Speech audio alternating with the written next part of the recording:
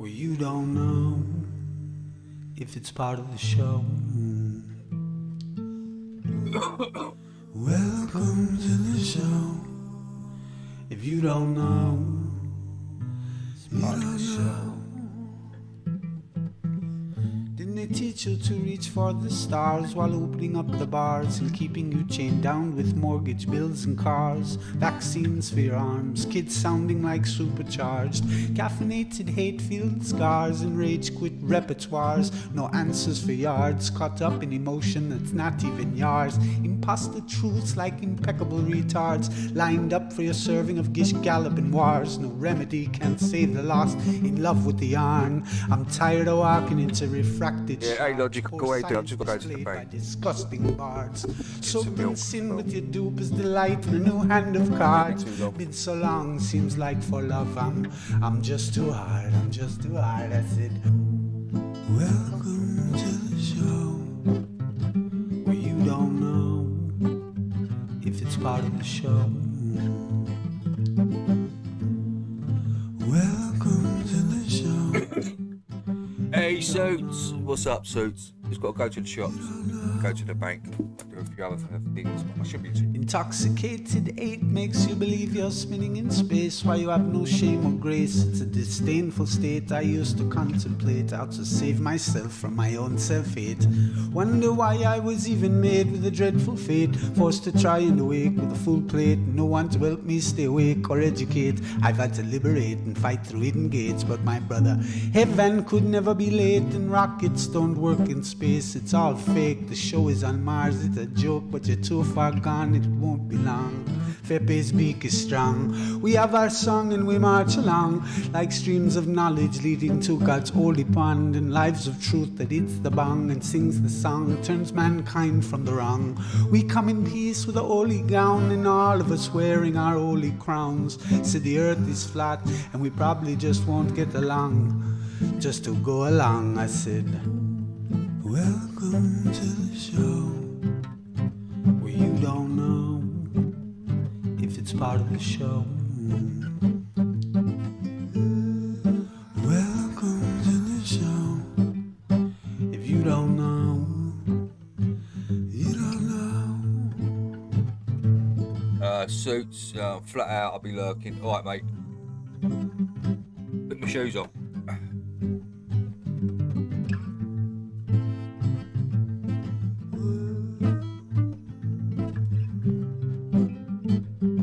Fitting skirting boards all day, okay.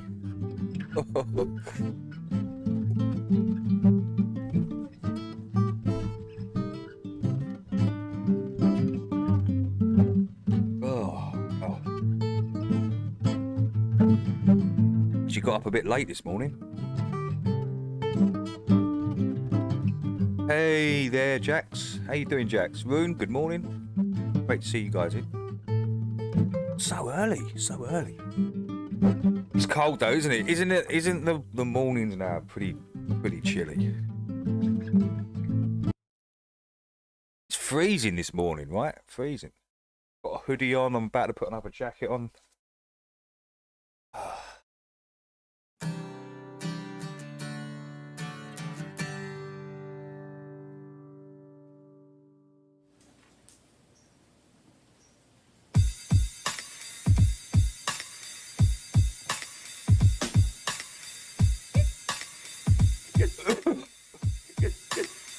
Get the fuck out of here.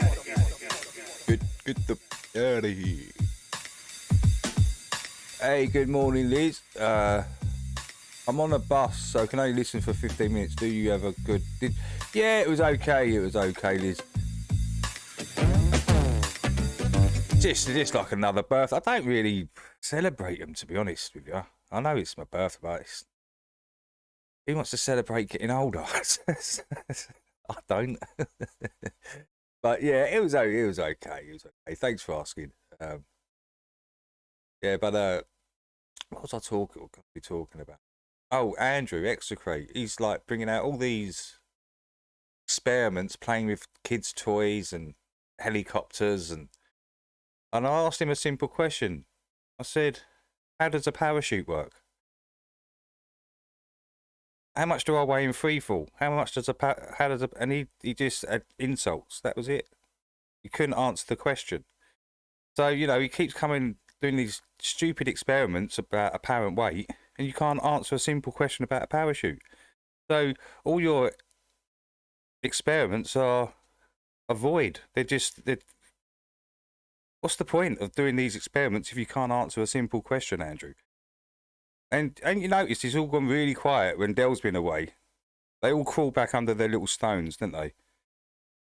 When Dell's away, because they got no one to back him up. Have you heard Andrew try to have a conversation? Not Andrew, William try to have a conversation with someone. Who was it? Brenda, I think. It was just ridiculous. Some other guy as well. When Dell's not around to back these guys up, they got nothing. They sort of shrivel into their shells and crawl under their little stones. Got nothing. Really haven't got nothing. I was actually quite shocked. I thought he would have come back with something better than insults. Andrew, execrate. That's all you got. You can't actually answer the question, can you? Which is very, very telling, Andrew. And then you try and flip it, say, no, you don't understand this and that. No, it's the claim is from you guys, is the claim that we're weightless and freefall. I've said it from the start, it didn't really make no sense to me, so I'm going to carry on. I'm sorry, Andrew, but what you're doing these stupid experiments is just trying to get you past answering the parachute question. Oh, it's apparent weight and apparent this, apparent that. So how much do I weigh in freefall? How does a parachute work? Answer these simple questions, Andrew. You cannot, can you? You cannot answer the question. That's why all you've got is insults. So, you know, you're quickly becoming a theory. Your whole model is for me now, it's just a theory. If you can't answer questions and you're avoiding questions by insults and doing stupid little experiments to try and switch people's minds away from the real question, from your claim, well, it's kind of over for you guys, right?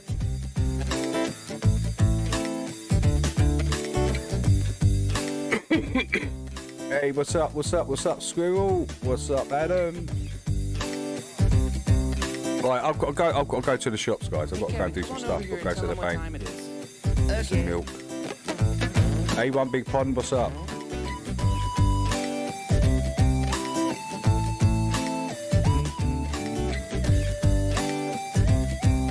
Hey, Code, what's up? Oh, that's nice, Kevin.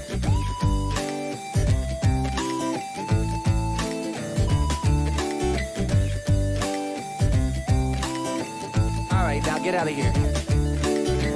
I got this feeling inside, can't find no balance in my mind. I must be missing the point.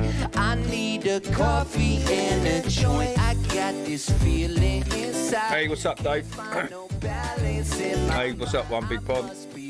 Yeah, I'm leaving right now. I need a coffee and a joint. Coffee in the joint, coffee in the joint. Yeah. Coffee in the joint, coffee in the joint. Coffee in the joint, coffee in the joint. Coffee in the joint, come on, man. Yo, higher than an F-16 in Walgreens. Love the channel, mate. Small but sincere thanks. Hey, you're welcome, Adam. Is that Leo? Adam? What is this on me? No, I don't think that is Leo. Yeah, you're welcome, Adam, anyway. You're welcome. Hey, what's up, D? Didn't measure the amount I should have taken. Now I'm standing on the feeling, and this feeling got me shaking. Yo, I get the bacon with my better crocker, baby. We dishing out delectables, yeah. They tasty, so yeah. It's not Leo, no. I was thinking Adam. Take my herb, I'll say, take my wife. Leo has been in here. Oh shit, it's getting scary. Thank you, Adam, anyway. Final words, and cheers. And I don't have a clue what's real or imaginary. So take heed, my children, cause this story's cautionary. Yeah. I get this feeling. Guys, so what's your take on the old Trumparoo? Good old Trump. I'm so glad he got in and like sticking the finger up to these wokies that are just destroying everything they touch, right? Everything they touch, they destroy, these woke people. Yeah, I'm really glad that it was a bit of a landslide as well, right? So it's telling that, you know, people are saying like it's this woke stuff is too much. Listen, when you're sexualizing children in schools, when you're showing transvestites to children in schools, when you're just completely overstepping the boundaries, and that's it. Once you lose the parents, that's it. It's done, and that's what's happened. You've put this woke stuff into schools. The parents have finally woken up and rebelled against it, and the whole wokeness, the woke culture, everything. It destroys what you touch, what it touches. It just destroys it, inverts it, twists it, mirrors it. Right? All satanic. It's all satanic, guys. So yeah, I'm glad old Trump won. Do you know what? I don't care if they're selected or elected, or I'm just glad that those woketards ain't getting in for another 4 years. Hopefully, hopefully Trump will get all this out of the schools. You start teaching the right curriculum, what they need to be taught, instead of watching trannies coming in to the school, scaring the hell out of the kids and reading them stories. Very weird. Insanely weird. Right? Why would you do that to little kids? That's just so bizarre, on such a bizarre, deep level. It's just... glad the parents have woken up, finally. Well done to the Americans. Right, I've got to get up the shop, guys. I've got to get up the shop. I must be missing a point. I need a coffee and a... Yeah, Leo's brilliant. Yeah, he's brilliant. Can't find no balance in my mind. I must be missing a point. I need a coffee and a... Coffee in the joint, coffee in the joint. What? Coffee in the joint, coffee in the joint. Come on now. Coffee in the joint, coffee in the joint. Coffee in the joint. So I was standing in the corner of the kitchen by myself, eyeing up the pot brownies on the top shelf. I'm thinking maybe just a nibble or two, but I didn't eat dinner, so I gobbled down too. Oh shit! Imagine Kamala as president. The thing that I didn't like about Kamala, and I should like Kamala. I'm mixed race, similar kind of colour, and all this. But listen, if someone can't answer a simple question, what we're getting in this community so-called community at the moment, people can't answer simple questions. That's it. It's done. If you can't sit there and converse with someone over 2 or 3 hours, like Trump did with what's his name, Rogan, and she refused to do that, and there was all these. Rogan had to do all these things to please her and all this, and going to her, and an hour's journey to her, and the interview would only be an hour, and all this. So these little things completely went against Camilla, right? So Camilla, I don't know. It's early. So yeah, I just didn't vibe with her. She was like, she couldn't. It was all like giggles, and when she was asked serious questions, she couldn't answer anything. She just went into la la land, like waffling on about she grew up in the hood and all that, when she didn't. She's not even black. It's hilarious. Yo, I got to keep this conversation free. Hey, good morning, Jim. Good morning, Jim. How to function? I'm feeling like a clown at a funeral luncheon. I'm a goner, man. I've reached my marijuana maximum. Hey, good morning, Jim. Jim's in the house. Hors d'oeuvre through my knife for a curve, but I could be the hero that this party deserves. Be careful with the word turns out it tyranny. Tyranny. It will get you. Well, will it? Have they? Oh, Jim. Have they changed that then? Is that like another no word you can't say on YouTube no more? Like faggot, queer, homo, and what's the other one? Yeah. Tranny. I mean, this is what I mean. This is meant to be a place of free speech, right? You should be able to say what you want. I don't care. Your feelings have no bearing to me. I'm not talking to you, Jem. I'm talking about these people that get up in their feelings when they hear a word. If as I said to you guys, I'm mixed race. I live in quite a racist town, right? And I was brought up in this town, and some of the stuff I've been called through my life. That's why it's like just water for ducks back when people say things to me, because I've been called packy, coon, wog, nigger, And the funny thing is, I'm none of those. That's the really funny thing. I'm none of those. Hilarious. So just by my skin colour, yeah, I'll get called. I used to get called all these names. So yeah, it's nothing to me. They're just words. They don't go in. No, they just only affect you if you let them affect you, right? I must be missing a point. I need a coffee and a joint. I got this feeling inside. Hey, what's up, Happy? Great to see you. Hey, Bogan. I must be missing a point. I need Good morning, Jeff. coffee in the joint, coffee in the joint. What? Coffee in the joint, coffee in the joint. All right. Coffee in the joint, coffee in the joint. Kevin, what? Coffee in the joint. Yeah, you're right. People today are way too sensitive and snowflakey. Yeah, there's so many snowflakes about. You say a word and they get upset. It's like, what the hell are you doing? And it's online. These words are online. They're not even in reality. They're not. You're not even talking to them. They're face to face. These are words on the computer. And people get, it's way too sensitive. Way too. We just come from a different era, guys, where, you know, we used to talk like that to everybody. We used to laugh with our mates like that, right? Call your mates names, and they call you names back and forth you go, right? But all that's gone seems to, you know, this woke culture just wants to take the goodness and happiness out of people and turn them into like angry retards. Having a pop at everyone because, oh, you can't say that word. You can't say that word. But the thing is, I say whatever word I want. I don't really care. I honestly, I don't. I don't care about people's feelings online. Coffee in the joint, yeah. Coffee in the joint, coffee in the joint. Coffee in the joint. Hey, you're right, Dave. You know, someone else's offence is not offending somebody else. You know, it's ridiculous.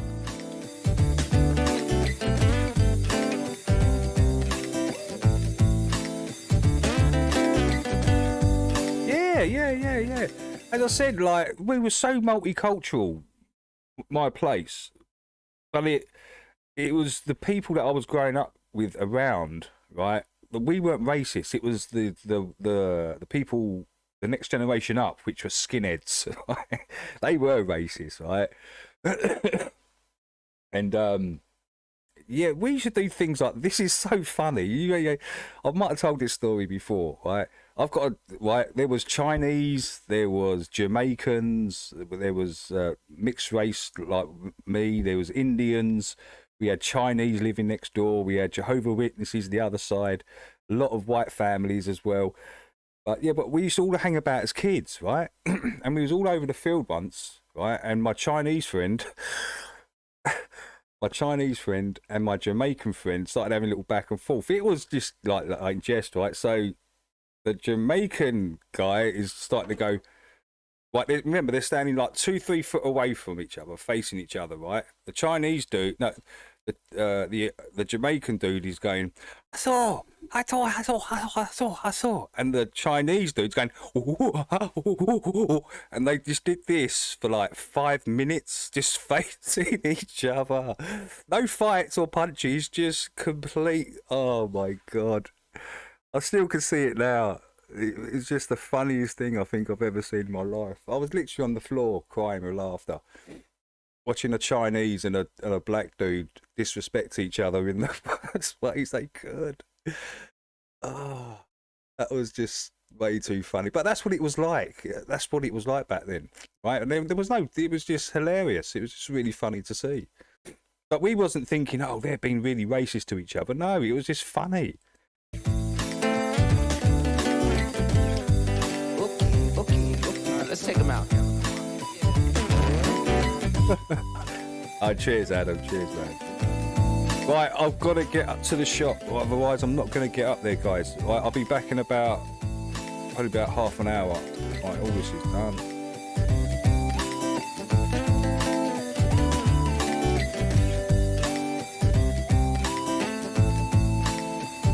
Hey, what's up on up? Great you could come in. Cheers, dude. Where's Chills? Man, I'm terrible. Are you okay, Chills? Hey, Chilling's in the house. How you doing, Chilling? Chillstar, are you good? Are you good, bro? That's okay. I'll handle it. Right, I'm gonna go. I've got to go to. Thanks, you. gonna take us like way far. It's like S to the UGAR. Sugar Shack gonna take us like way far. Yeah, yeah, yeah, yeah, yeah, yeah, yeah. His master bedroom has been phased out. Yeah, it's like. Oh.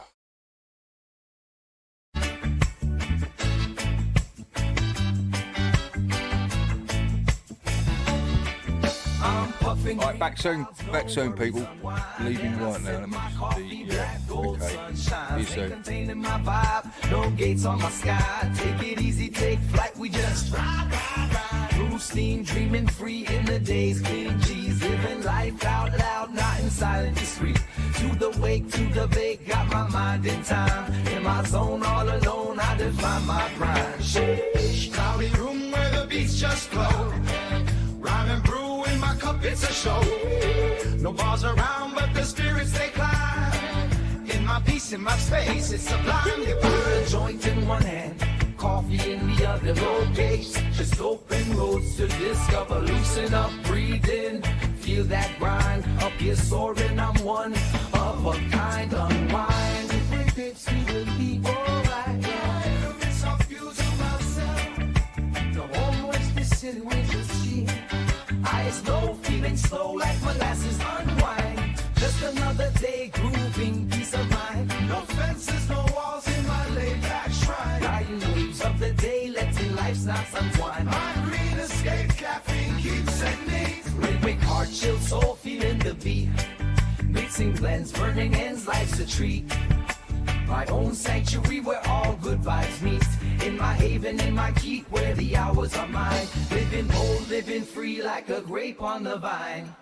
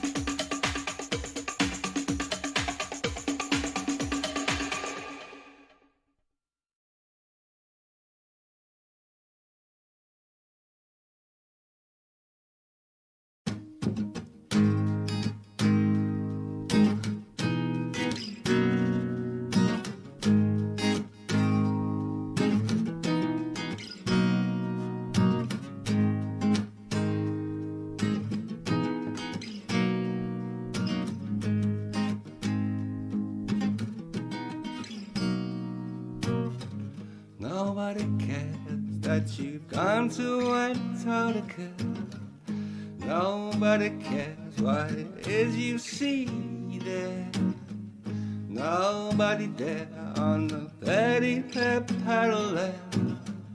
Nobody cares, so don't you shoot me down. Don't shoot me down. Nobody cares, but you're so full of arrogance. Nobody cares that you're full of hope. And one day they'll see that it's level. Hey, what's up, King? One day they'll see. Oh, he's King out of here, is he? Gone. Don't shoot me. I'm just gonna make a drink, guys. Don't shoot me down. Don't shoot me down.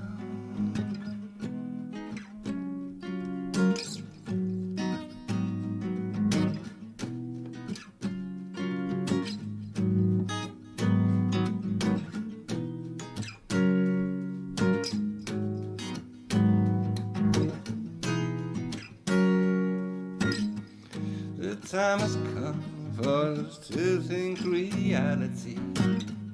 You attack me to protect your own sanity.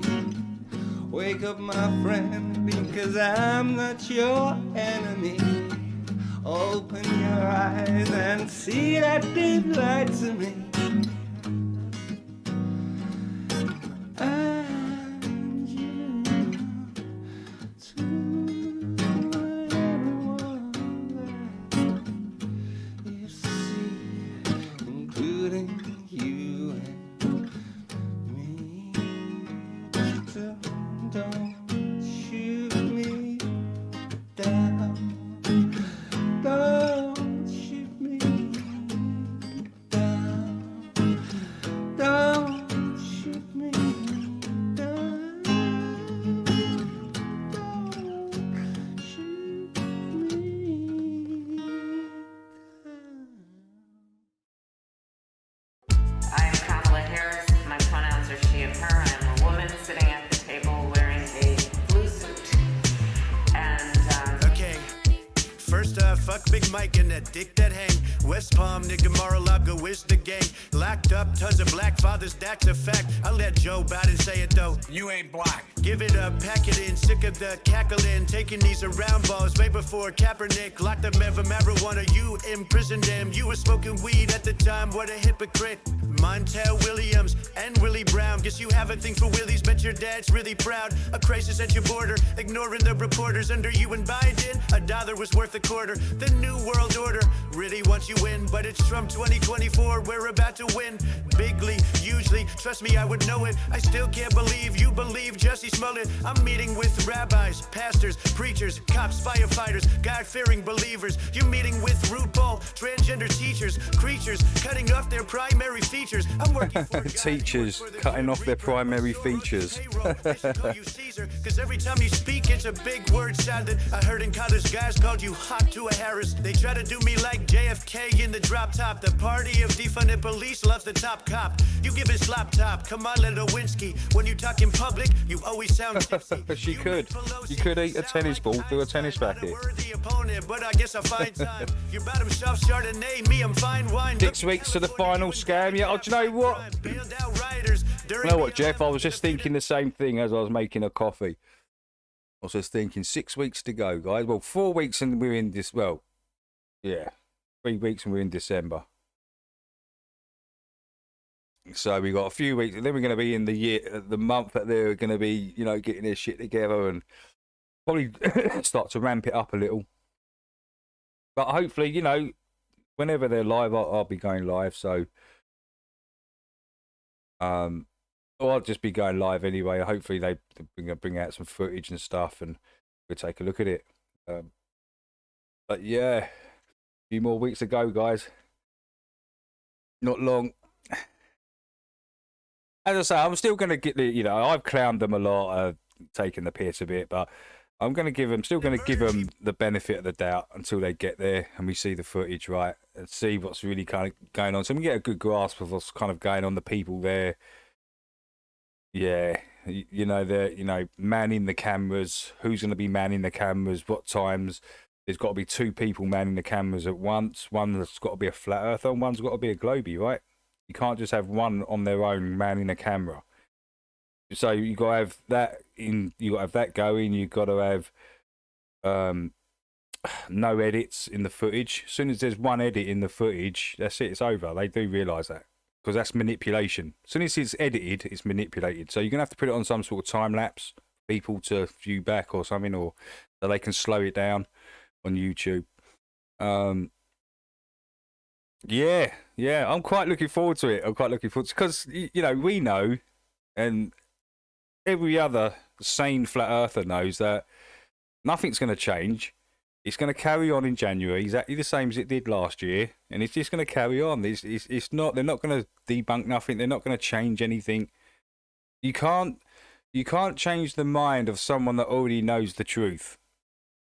You can't. We already know. This is what I don't think Pastor Will fully understands here. We've been off the ball for over 10 years. So, you know, an observation now in Antarctica isn't going to change the way I see it, because the physical properties of water will always override an observation. It's tangible. Water's tangible. It's right in front of you. So, yeah, looking forward to it. I'm actually looking quite forward to it. I think it'll be quite funny as it goes. Some of these characters, yeah, you got Lisbeth Acosta going, a two-year flat earther, green around the chops. Don't know what Lisbeth's going to be doing out there in Antarctica. You know, you got the likes of Plainer Dork that could be going, or whatever he's doing. What's he gonna do out there? Nothing. Jump out of his tent dressed as a woman, shocking all the penguins. Those poor penguins, man. So yeah, it's gonna be good. So there'll be a lot of rib poking, right? So. But I'm not surprised, that's just the fake news. And we all know that they pay you, I stay true. We did it, Joe. You're gonna be the next president of the United States.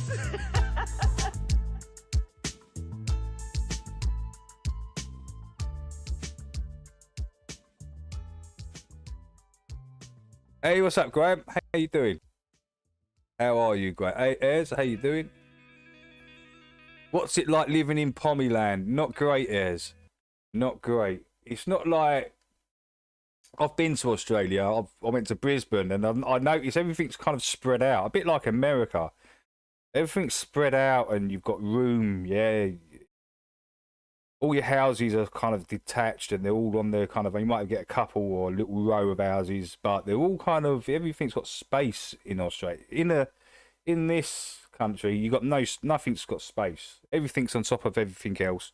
Like my view right now out of this window is 12-story block of flats, a 3-story sort of flats that I'm in. Like I'm in like an L block, so it goes down. I've got houses and roads and cycle tracks, a tiny bit of green, but that's just like a communal garden thing. Roads and concrete. That's all it is. Overbearing roads, concrete. That's all there is. No wildlife. It's dull, it's dreary, it's damp. Welcome to the UK.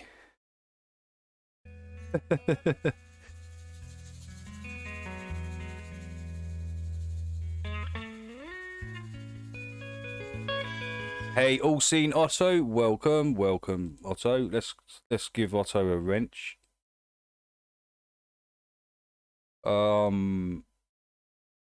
Yeah, Otto, just respect the other wrenches and kick out any trolls. That's it.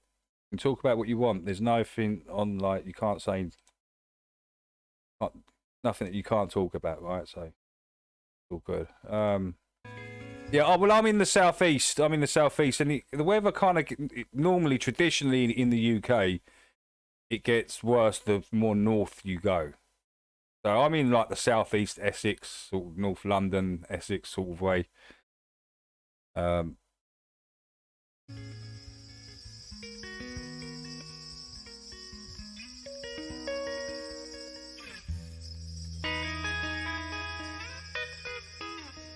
Hey, good morning, Tony. Great to see you, dude.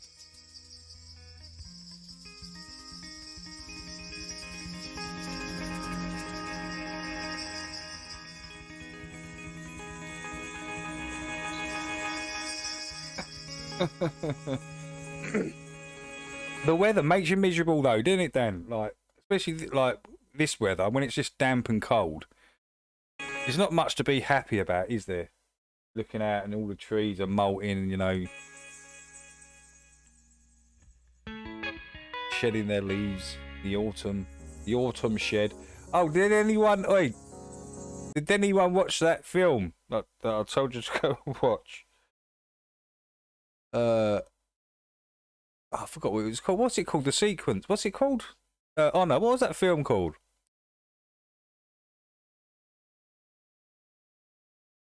I forgot what it's called. I've literally forgotten what it's called. This is less how much attention I was paying to it.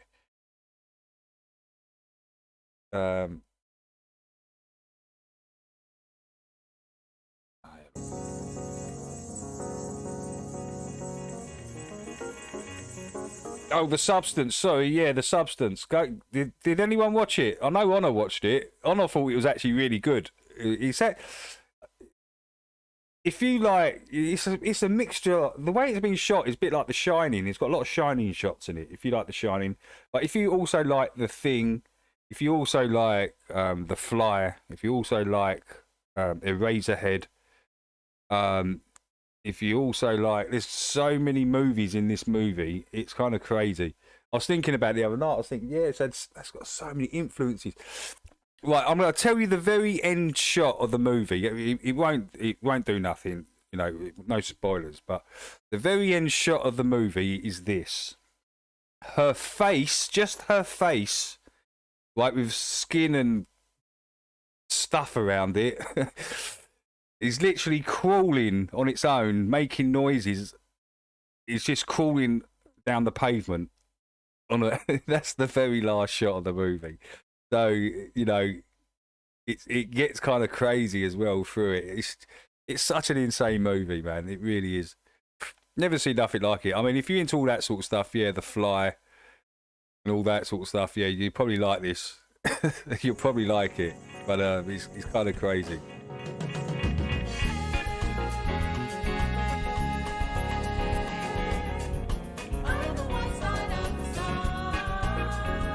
Jax doesn't know where to watch it. I don't know. Are you on a PC, Jax? Because when I told someone to go, I think it was Laura or Liz the other day. They went to go on that channel and it said they'd been hacked. So I don't want you to get. See, I'm on a PC, so I don't know if that makes any difference. But yeah, I've never had no trouble with it. If you're on a PC, check out. Go through movies to watch. If you're on your phone and that, don't go on there, I don't think. I didn't know that. I honestly didn't know that. I do apologise to Laura if her phone got messed up or anything. But yeah, the put locker links that Honor puts in there normally works. They normally work. So guys, go and check out The Substance. You honestly, you're going to be shocked. You're going to be shocked. I'm on a laptop. I'm not too sure, Jax, to be honest.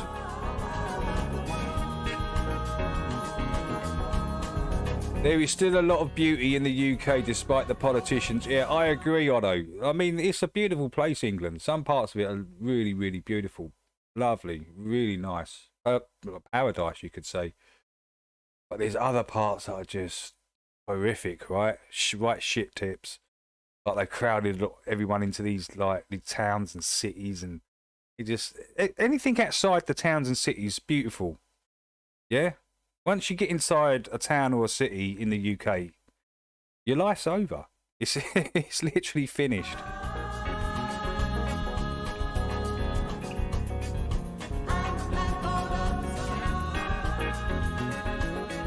Hey, yeah, what's up, Jim?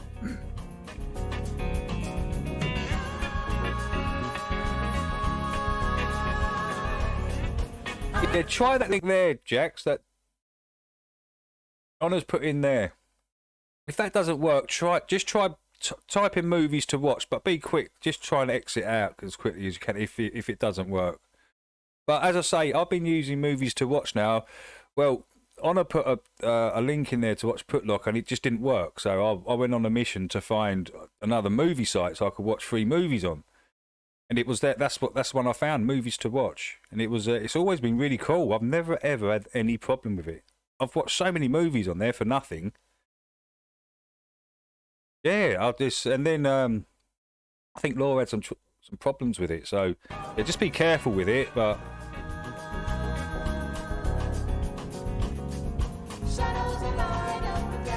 I'm too scared to click the link. Yeah, I'll get it. I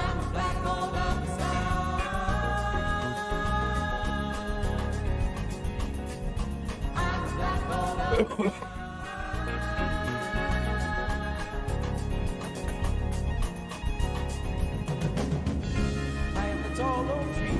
I am the jungle stream. I am the Look, everyone likes a free brand new movie, right? A brand new movie that's come out, right, and it's free online and you can watch them for nothing. I mean, that's why I've never got the TV on. I don't watch TV. If I'm really bored, I just put a movie on, you know, or I ain't doing nothing. I'm not doing any music or anything like that, anything creative, you know, and I'm out, you know, I've got a few hours to kill. Yeah, I'll go and watch a free movie for nothing, right? Just come out.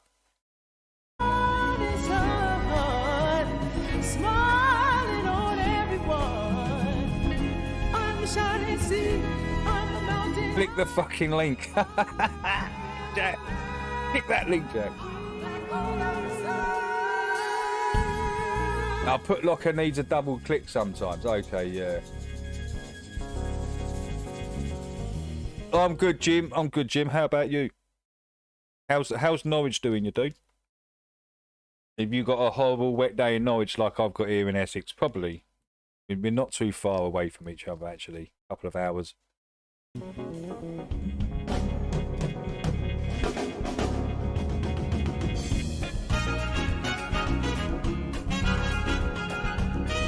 Dave, please give me Genesis by Steph Deftones a play.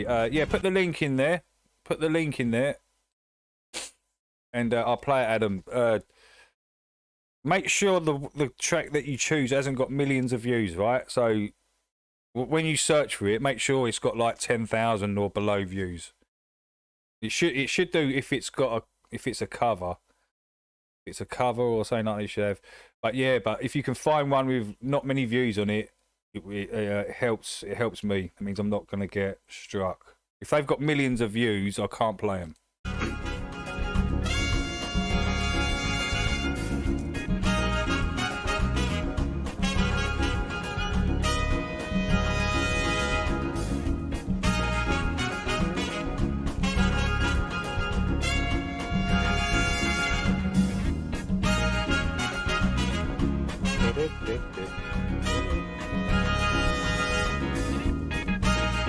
Oh, did that tune play? Decor tune in there. Oh, it has played. Oh yeah, I like it. I'm gonna play it again because I like it. I haven't heard it this morning.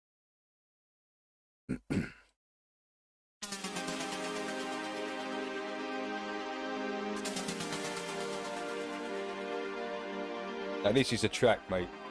This is going back some 92. This is the original Gat Decor Passion.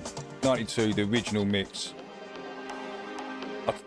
From 88 to 92 was definitely the years. Be going out.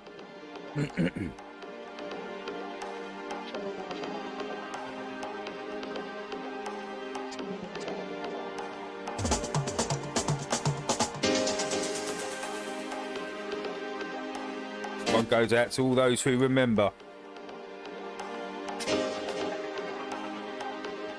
For those who can't control their jaws.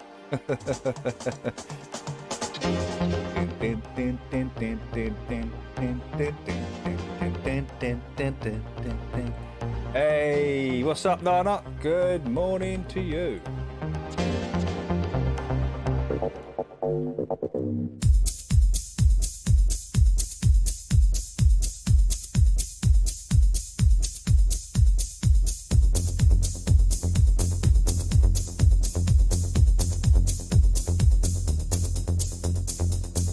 love this track. I love this track. When I found this the other day, I was like, oh my God. You know, when you hear a track and you haven't heard it for years and years, and the hairs on your arms go up, and your mind just gets flooded with loads of memories. That's what happened to me when I played this the other day. I was like, wow. And it just takes you straight back to 92, man. You know, being with 5,000 people, completely nutted. Telling everyone your life story. All right, my name's Dave. I'm from the blah, blah, blah, blah, blah, blah. Just waffling to people for brilliant times, man. Yeah, and these were the sort of tracks they were playing. Good morning, Schlo. Good morning. How you doing? Great to see Schlo in the house. Our favourite German.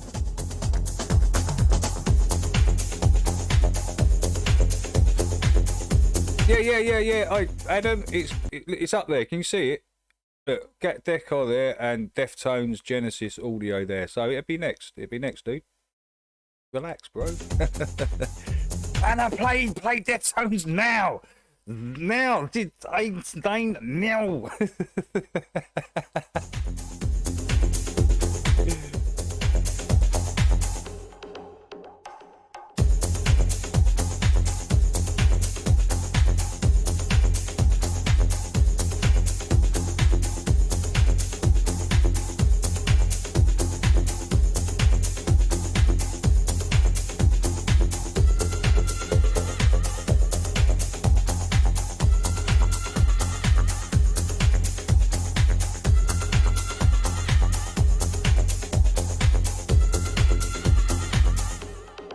Let's go.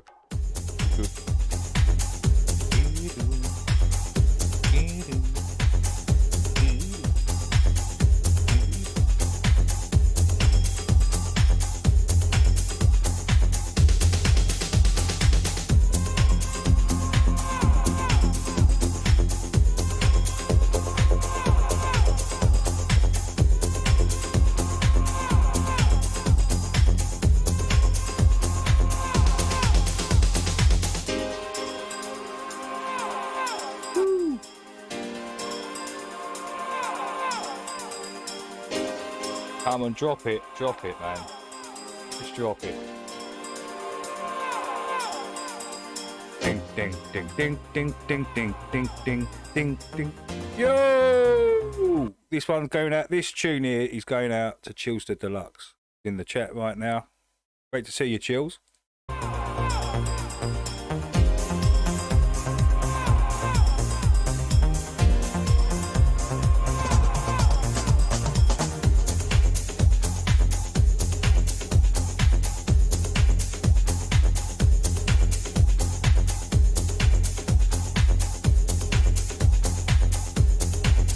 Okay, I'll play that as well. This bit, oh, come on. This bit, oh, I'm sorry. The build up to this, and the way this is, it drops in like 3.5 minutes into the track. That's a crazy build up, right? Just to hear the bit that, you know, when you're on your ecstasy, just makes you go insane. Listen to this bit. The way this just drops in is just...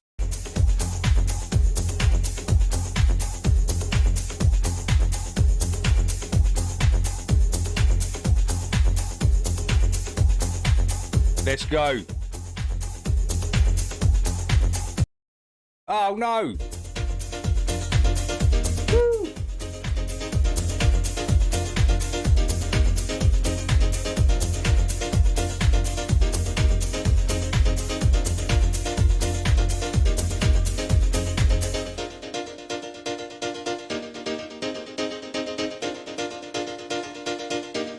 I love it, Dan. This track just brings back so many memories just on its own, just this track on its own. But there was loads of tracks like this between, not really 88. 88 was still really bleepy. Do you remember the bleepy stuff? That was like 88 and 89. It was probably more coming out of 89 from 90 to 92. You had a lot of tracks like this. You had what's the other one? I played the other day. Chime was another one. You know, these like piano-y synths. Oh mate, I love it. love this stuff.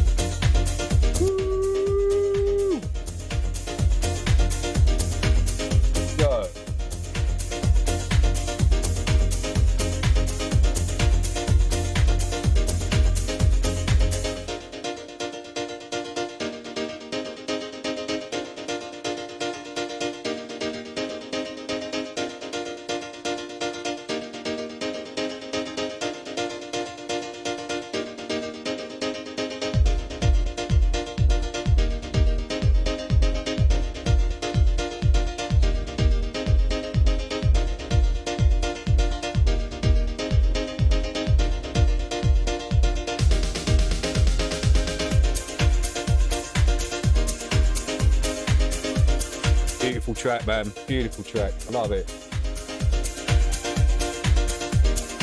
My older brother is the same age as you, Banner. I used to grab all his old... yeah, like my little brother did, Dan. My little brother did the same. My little brother did the same. In fact, I've got 3 little brothers. I'm the eldest out of four boys. But I'm talking about the youngest. Yeah, he used to always be stealing my tunes and stealing my puff. Everything, you know, I said, like, double check everything before I left the house. My little brother going there, just help himself. He just, but he'd tell me, goes, yeah, I'd bit your puff, I'll listen to that track, and I'm like, what?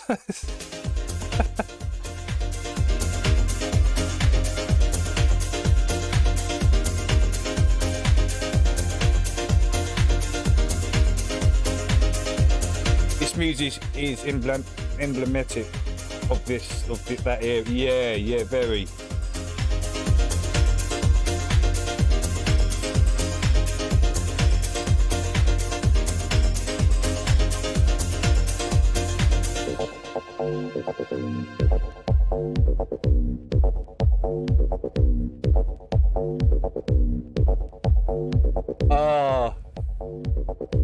I'll play it. Listen, Honor. I'll play it, but you can't expect me not to laugh when I'm playing it, all right? That Hazy Fantasies thing. Oh. Do you remember when I told Poncho to look at it? I'll put in Poncho's chat. This is when he was getting into all these... can't say the word anymore. I think YouTube might... oh, fuck it. When he got into all the trannies, right? I played him this. I've never seen a response like it in my life. Poncho's response to John Wayne's Big Leggy was fucking hilarious, honestly. Next level.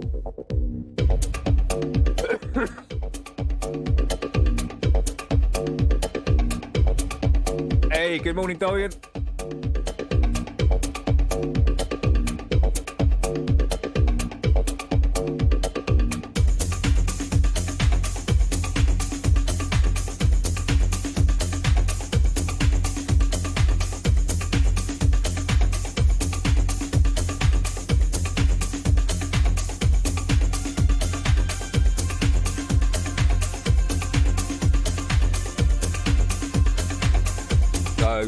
After this, we've got the Deftones. Then, what's that one? So, Trump has won. Oh, who put this in there? Richard. I don't know who that is.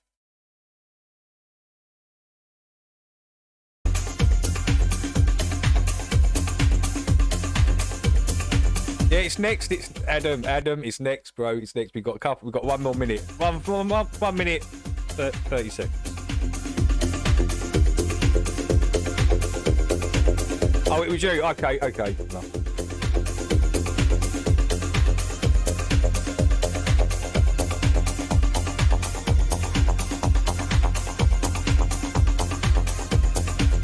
A woke Wookiee.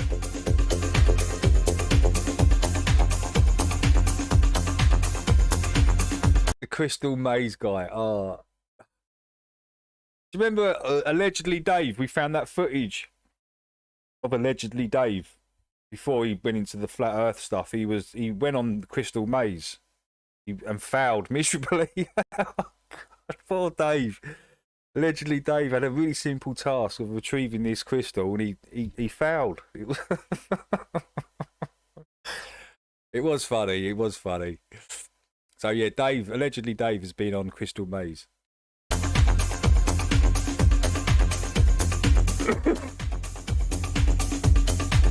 I can't remember where the footage is. I did have it on the list ages ago, but it was directly from Poncho's. I think didn't we find it on Poncho's like a bit before he closed down?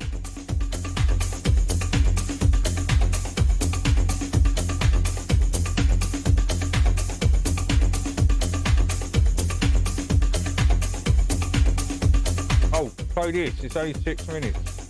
All right, yeah, cool.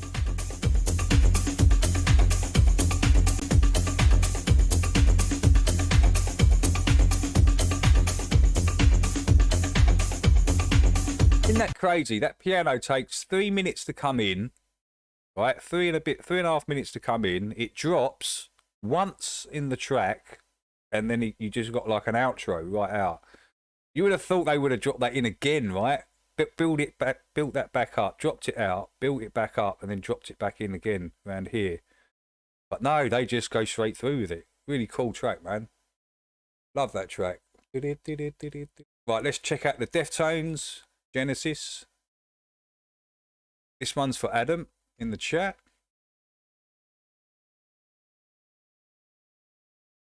Cool. Good stuff.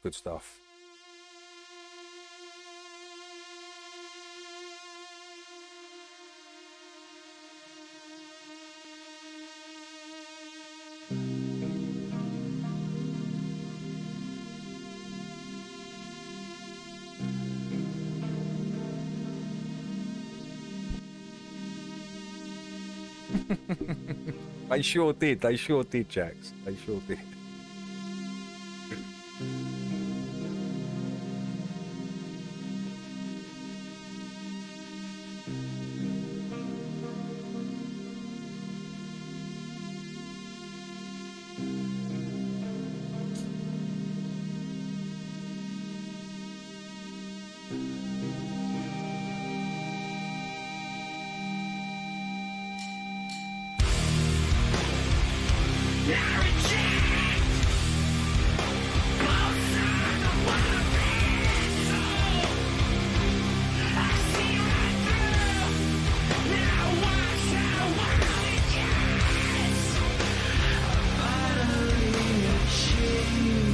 Yo, Martin, good morning. Great to see you, Martin.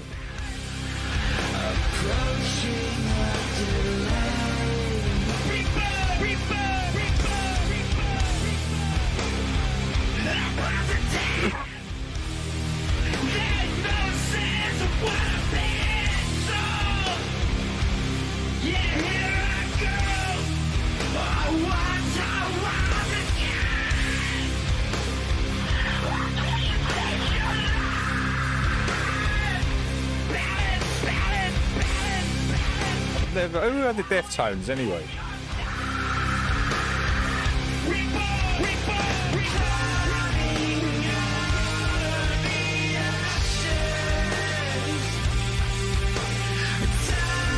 Hey, you're welcome, Adam. You're welcome, man. If you want anything played, Adam, just put it in there and just remind us it's in there and I'll play it.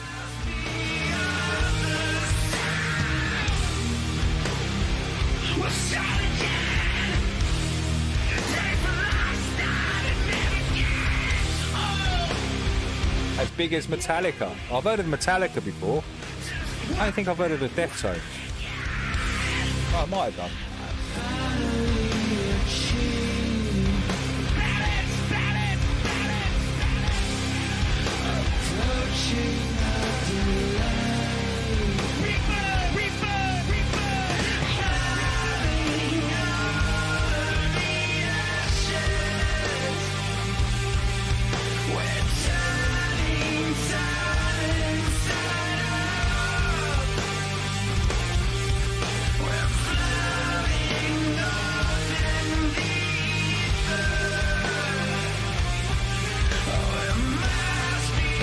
Can't play my last video. They removed. Why did they remove it? Hang on. Why have they removed your video, Jim? Can't play my last video. They removed it and another video. Yeah, but your videos are just music with visuals on the music, right, Jim? Bizarre.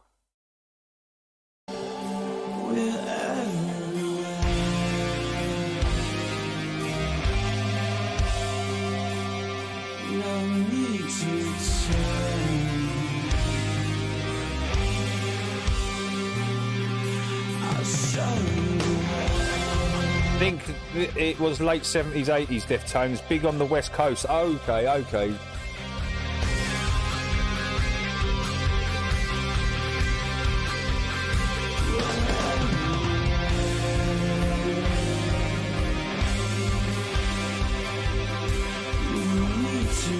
G. No, no, they're not. Okay. Who are the Deftones?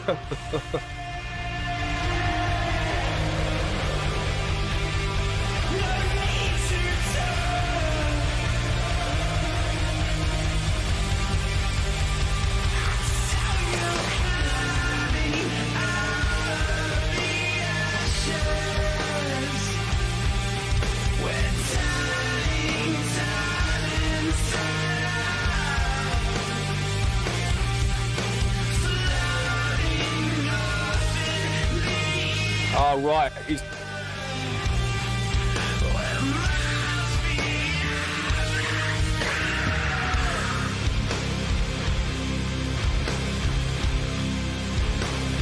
I quite like that sort of guitar riff thing going on there.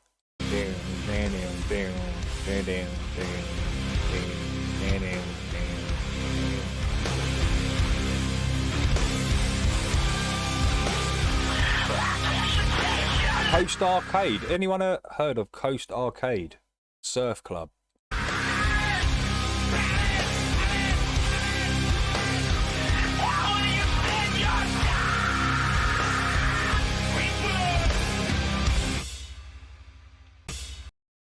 Cool, man, cool. That was the Deftones, Genesis. That was for Adam.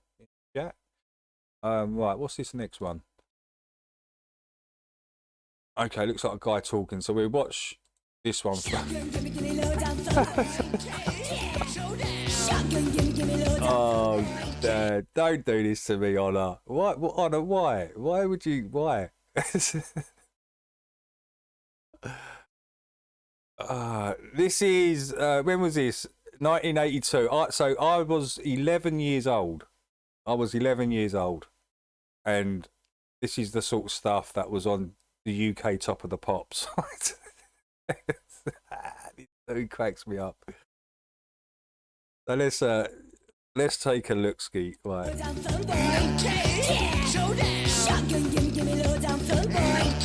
Poncho was literally in tears. He was literally in tears when I showed him this.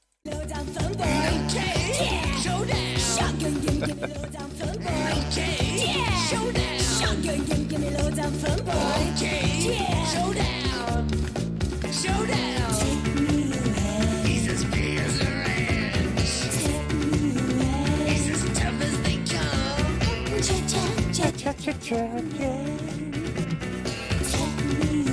He's so long.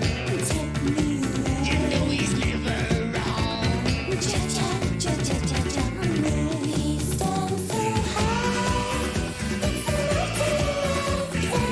This dude, man.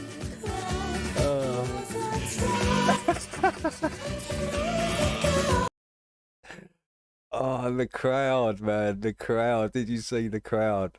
Just look at them.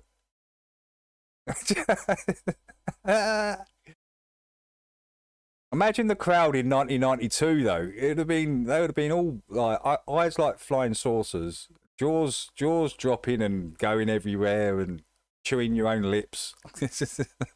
Everyone losing control. But look at these old fogies. They're just sitting there, just.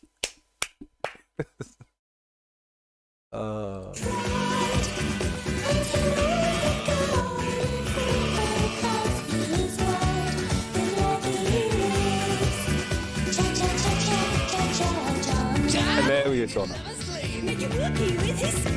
But his bullet belly starts getting in the way as I'm making his life a bore. So she says to him, take out that thing, it's getting right between us. Now listen, honey, I can't do that, not even by you, my sweetness. Now, Big John, if that's a fact, then how'd you propose we do our act? If that's the way it's gonna be, get the hell out of my TV. Now, Speckled Hen, just stop your squawking. Big Bad Rooster's doing the talking. I know a trick we ought to try. Turn right over, you know why. He stands so high, it's the most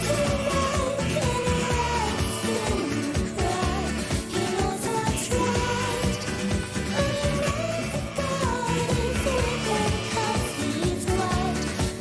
right. My mate that sells sells a bit of weed looks like him without the dreads and all the funky outfit, right? Facially, he looks the same. Oh, he does.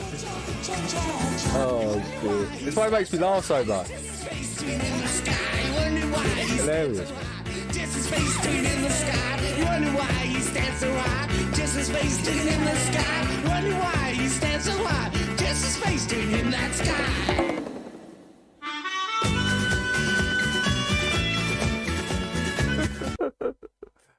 Oh dear. Look at this crowd. They're like, what the hell am I looking at right now? Look, this one's like, should we go? I think we should leave. Oh my lord. It's hilarious.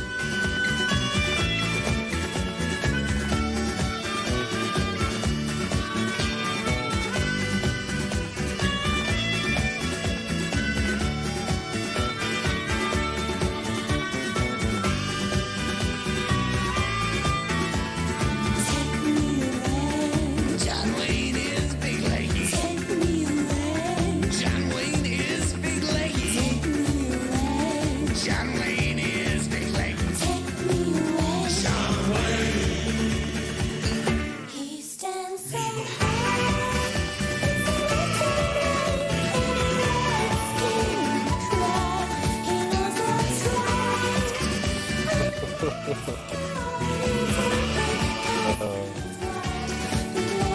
Graham, I don't know what's going on. I really don't. I'm as oblivious. I just.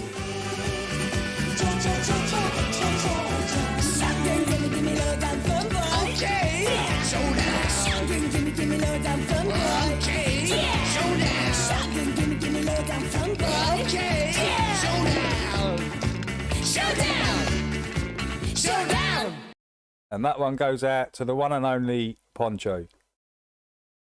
Right, let's check out this one.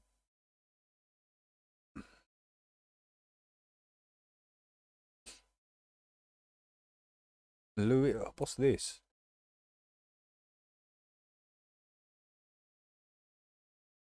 Bueno. Is this the dude just laughing? Yo me entiendo. Jesús me mandó el cocinero por la noche a las 2 de la noche. Pero te conviene que te entienda alguien más porque para eso cobras. Ah, bueno, que está arriba. La sal del agua de la playa. Abajo, los pescadores. Pescadores, la sal que te echa a la playa. Eso es. No es lo de Semana Santa que los naranjos. Y Risita, coge las 20 paelleras, las amarra y las entierra en el agua. Y acuérdate, a donde las echa, que mañana tienes que ir a por ellas.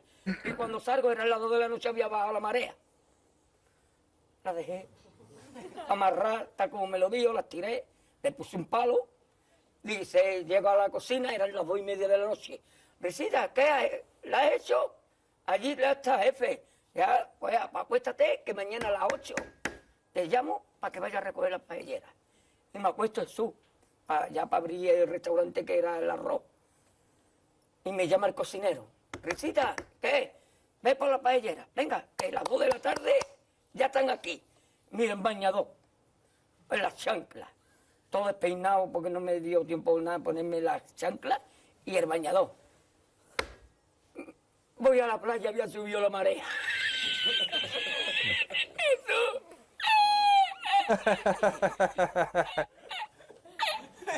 It does get me every time. It gets me every time. Había subido la marea y encontré una paella.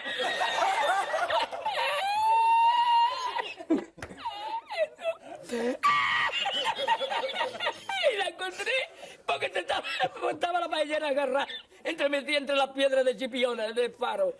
Y cuando entro en el restaurante me ve el cocinero con una paellera y a ver la 20 paelleras.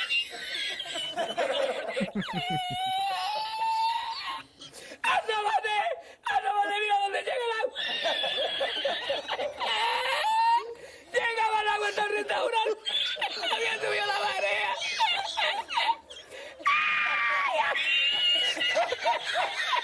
¡Jesús!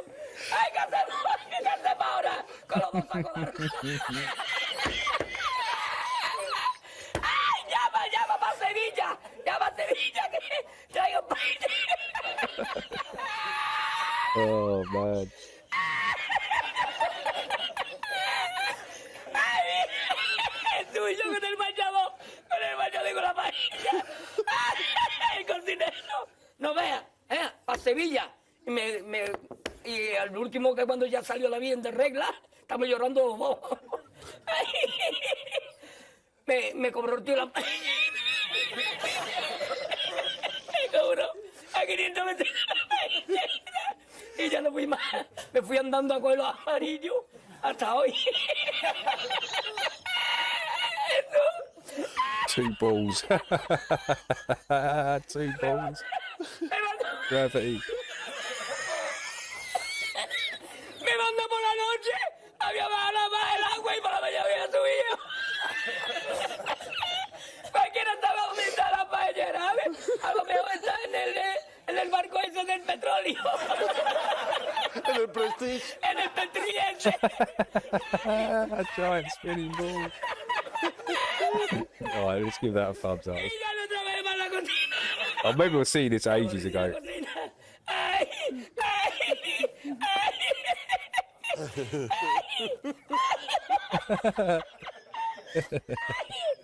No cobré nada, me dieron el dinero del bote.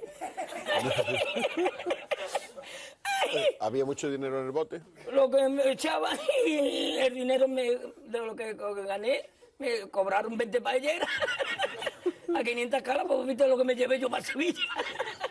Ay, ya aborrecí la playa.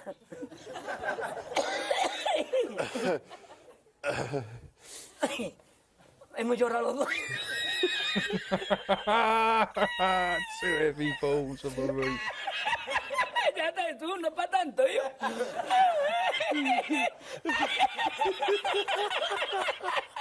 A ti yo no quiero arroz, Jesús, yo no quiero arroz ni en chino, vamos. Hey, John. Hey, Cheds. Powers, how you guys doing? Yeah, that's good. That's really good. Right, let's check out for. There's too much for him to do. Is he talking about? Obviously, talking about Trump. At least I'm told he's one. To be honest with you, I haven't been keeping an eye on the news. I've been trying to sort of get on with my life and not manifest this and not manifest fear and not have the whole tension of the election. We knew it was coming, but weren't we promised that there were going to be terrible things before that? I mean, okay, if you look up in the sky where I am, down in Sussex on the south coast, it has been grey for months, it seems. Months, certainly for the last month, it just seems every day is grey. They are pumping out goodness knows what into the sky, and they are really blocking out the sun, and it is really getting on my nerves. That said, I've been trying to keep on with my interviews, as you know, and we've come to the end of those. A few more will trickle out over the next couple of days, and then I'm able to work on some other projects. That's not to say that the interviews won't come back, but they may be just one or twice a week, something like that, probably in the new year. Anyway, so Trump has trumped, it would seem. So what does that really mean? What have we got to look forward to? That's the thing. And here's the question I would like to ask if I had the ability to, have a word in his shekel, like, is he going to stop this chemtrailing that's going on, the geoengineering, the stratospheric aerosoling of the sky? Is he going to stop that, stop the poisons coming in? Is he going to pull out on all fluoridation of the water and clean up and get the water companies to clean up so we are not being polluted every time we turn the tap on? Is he going to do that in America? And then if he does these things in America, will that then invigorate the rest of the world? Is America going to build back its power to be that central power that it once had?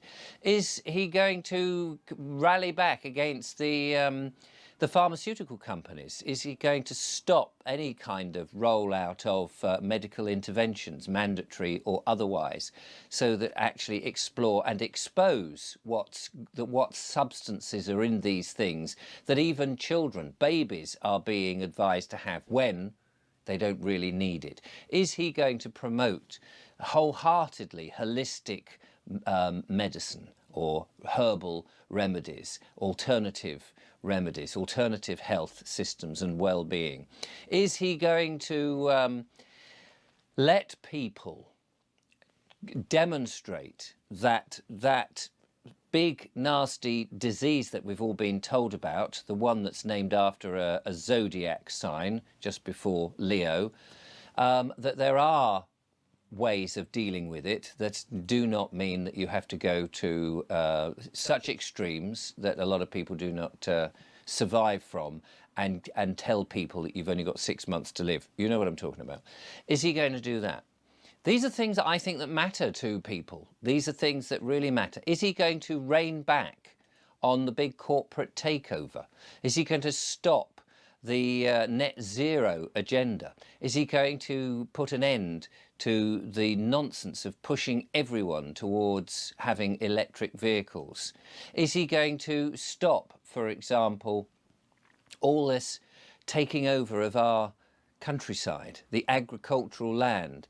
Is he going to say, well, look, wind farms, solar panels, yes, solar panels would be all right, you can have solar panels, but why don't you put them down the middle of the motorways? Why don't you run the cables in the central reservation? Why don't you put the solar panels, if you're going to have them, on bridges, on the infrastructure where people do not live and grow products? Don't put them on farmland, which is taking up obviously the growing facility of people and blighting towns, blighting country villages and devaluing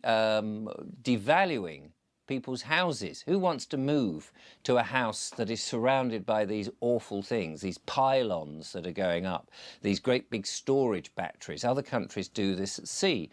Not suggesting that that is such a good thing either, because we know the whole net zero, the green agenda, the man-made global warming is a complete and utter myth. So is Donald Trump going to push back and blow that out and say, actually, we don't need this? Is he going to do those things that will really make a difference? Is he, of course, going to look at these wars that any of the troops are involved in and pull out from it and say, it's none of our business, thank you very much, we'll get out of that? Is he going to do that? There's so many things, there's so many areas. Is he going to stop the 5G rollout across America? And will any of what he does make an influence to what happens here and in our lives in this country, in England, where I am? Will Keir Starmer suddenly be very isolated if Donald Trump and our special relationship goes the other way? Will he be kicking the WEF and the WHO, who would like the one world government? Is he going to get rid of the cabal once and for all? Is he, as the white hats proclaim, our saviour? Is this the cavalry coming over the hill? Or have we got to be a little bit more circumspect? Does it mean that we can relax? Well, I would say we need to carry on the good fight, carry on pushing back against the tyranny. We have to still take back responsibility for ourselves, I would say.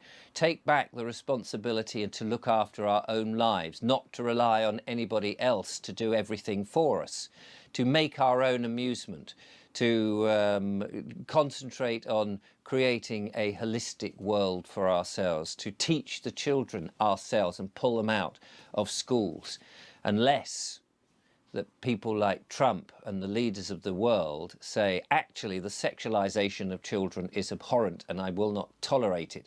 And those that have been perpetrating it will be slammed up somewhere.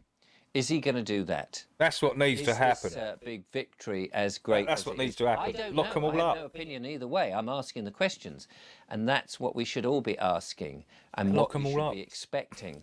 Because if it isn't, then we still have a lot of worries, don't we? And we need to carry on pushing back away from tyrannical governments and policies that don't affect us and making our own lives, finding out those things that are actually important to us. We are living in such amazing times because these questions are coming up. We've never really considered them. We've never thought about them in the past, but now we are, and we're demanding them. We're saying, actually, we need them, but we don't need to go and beg for them. These rights are ours. We just need to turn our backs on those governments which are not doing what they should be doing and live our lives according to how we want to do them.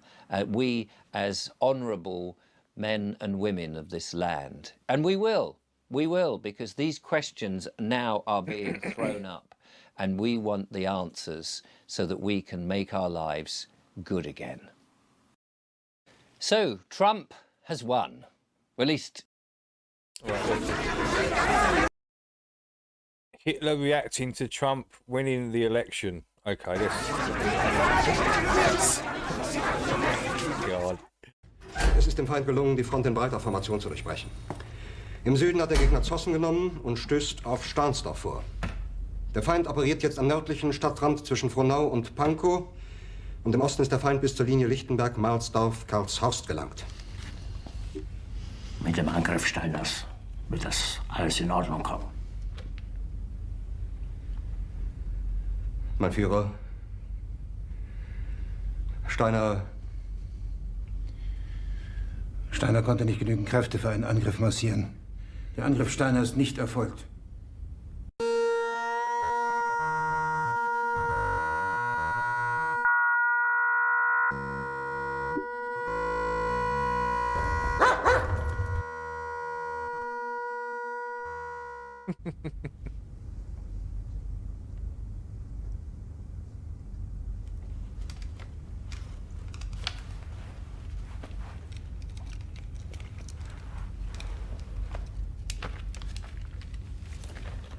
Es bleiben im Raum Keitel, Jodl, Krebs und Burgdorf.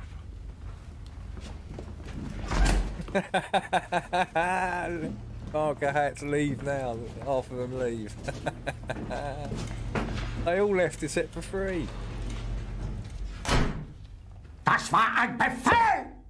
Der Angriff Steiners war ein Befehl! Wer sind Sie, dass Sie es wagen, sich meinen Befehl zu widersetzen? So weit ist das also gekommen. Do you really think Hitler was shouting and screaming to his own people in the office? Because he made that speech where he was shouting, it doesn't mean he was doing that every single time he spoke.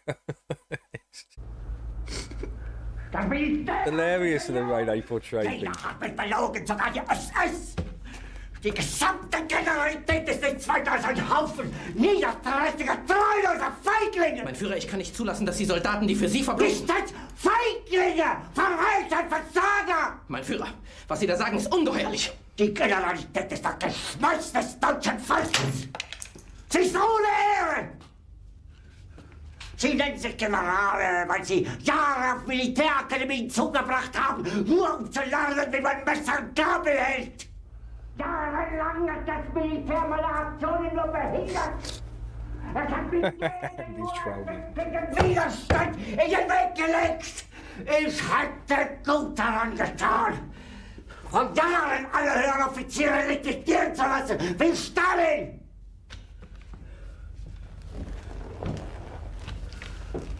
Ich war nie auf einer Akademie. Und doch habe ich allein auf mich gestellt, ganz Europa erobert. Verräter! Von allen Anfang an bin ich so verraten und betrogen worden. Es wurde ein ungeheurer Verrat geübt am deutschen Volke. Aber alle diese Verräter werden bezahlen. Mit ihrem eigenen Blut werden sie bezahlen. Sie werden es saufen in ihrem eigenen Blut. Bitte gerne. Jetzt beruhig dich doch.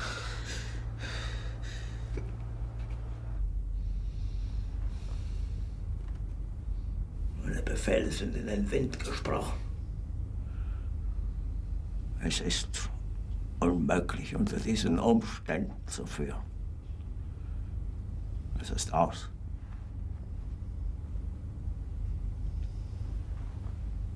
Der Krieg ist verloren.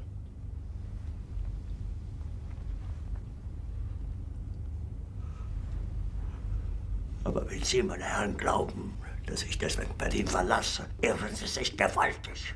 Eher jage ich mir eine Kugel durch den Kopf.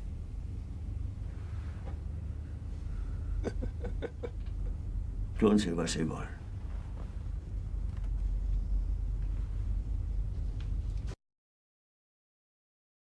Yeah, that's pretty funny. They are quite funny, they. Right, let's check out what we got out.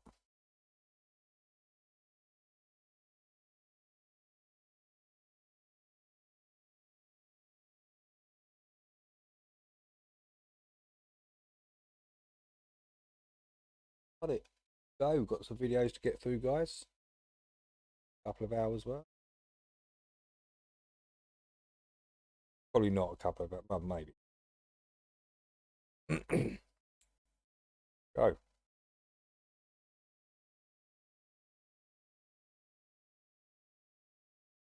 you doing?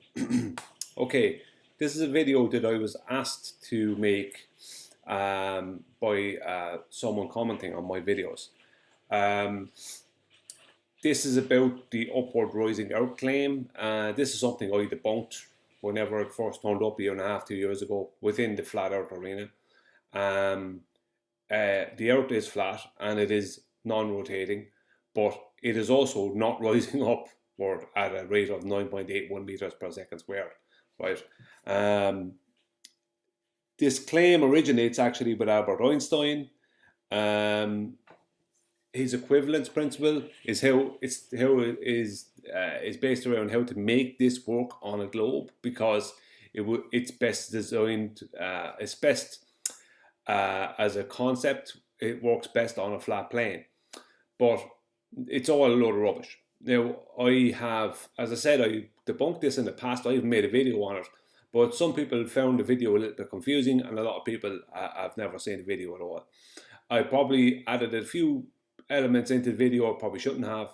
So this is going to be a much more straightforward video. It's going to be, I'm not going to focus on whether there's a claim of an upward rising Earth that has a constant acceleration or an upward rising Earth that has a constant velocity. I'm not going to focus on different things to do with air travel and balloons and all this. I'm going to keep it just the one thing and the most simple way to annihilate this whole heap of rubbish, right? Now, it's funny that people are still even talking about this, because I debunked it. It's over. If it's debunked, it's debunked. That's it. End of story. But people either haven't seen it or just have ignored that. Whatever. Either way, I'm not interested in debating any of these people. This is the end of it. This is the debunk, right?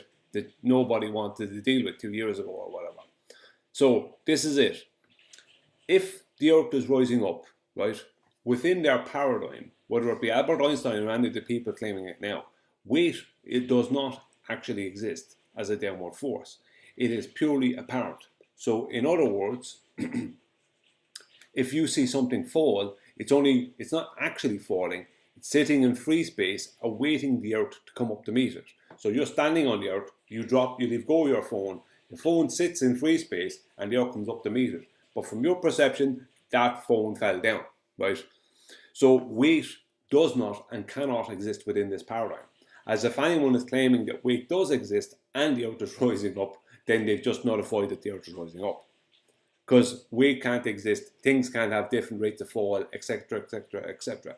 Point being is that weight is all only apparent within that paradigm, within this paradigm. So we know that weight does exist, right? As weight is a downward force on our weighing scales, right? On a scales, that's the whole point of weighing scales, is that there's a downward force applied to the scales. Now, that scales needs something underneath it that's solid. So when that force is applied to the scales, that the scales registers that weight, that downward force, right? But if the Earth is rising up, then, and weight is only apparent, right? So if the Earth is rising up and weight is only apparent, so there is an upward vector, right, and no downward vector, what would that mean, right? It would mean that you and a car would always weigh the same thing. And what would that be? It would be zero. Because you don't have any weight, the car doesn't have any weight. So consequently, if you don't have any weight, right, and your car doesn't have any weight, then neither you nor your car have any inertia. So that means you have zero resistance to acceleration. So you can change out car here for Empire State's Building, or for, you know, for a dump truck, whatever you want, right? Mountain, it doesn't matter. You, the car, the mountain, the building, whatever, has no weight. So you don't have any inertia, so you have no resistance to acceleration, right? Now we know that when we stand on a scales or put anything onto a scales, that there is a downward force upon that scales. You know, on a big scales, you stand on it, and you, if you can drive your car onto it, that side on the right here is going to go down further than the one on the left. It's going to lift you up because the car is greater in weight than you. It has a greater resistance to acceleration because it has greater inertia. Simple as. But if there isn't weight, then the car doesn't have any inertia, the same as you. So none of you have weight. Not the car, not you, not anything. So the point being is that we know that when we stand on a weighing scales, right, that if I stand on a weighing scales and any of you stand on a weighing scales, we're going to show all different weights. How is that possible if the weight is only an apparent effect of an upward rising Earth? That would mean that everything would have the same weight, which would be zero. Basically what it means is that the existence of weighing scales would be nullified. If the Earth was rising up and weight was only apparent, as it could only be within that paradigm, weight cannot exist within that paradigm. That means that weighing scales would be non-existent. There'd be no need for them because there's nothing to weigh. Nothing has weight. Everything would weigh the same. So whether it be your car, another person, a building, whatever, it's all zero on the scales. So that's why this is a load of rubbish, right? It's not the only reason. There's many ways to debunk it. But the point is, this is the simplest way, right? The fact that weighing scales exists means that this can't. It's that simple. Because this means that the weighing, what is registering on the weighing scales, the differences that's registered. A good one, Honor. Good one. On the weighing scales, those differences between me and you, or you and your car, or whatever, right, can't exist within this paradigm. But they do exist. That means weighing scales exist, weight exists. This paradigm does not. It's that simple. Okay, that's the end of that. Thank you.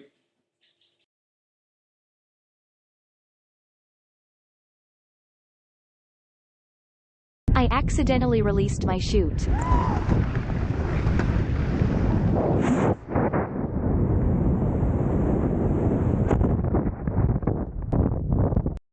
Oops. Oopsies.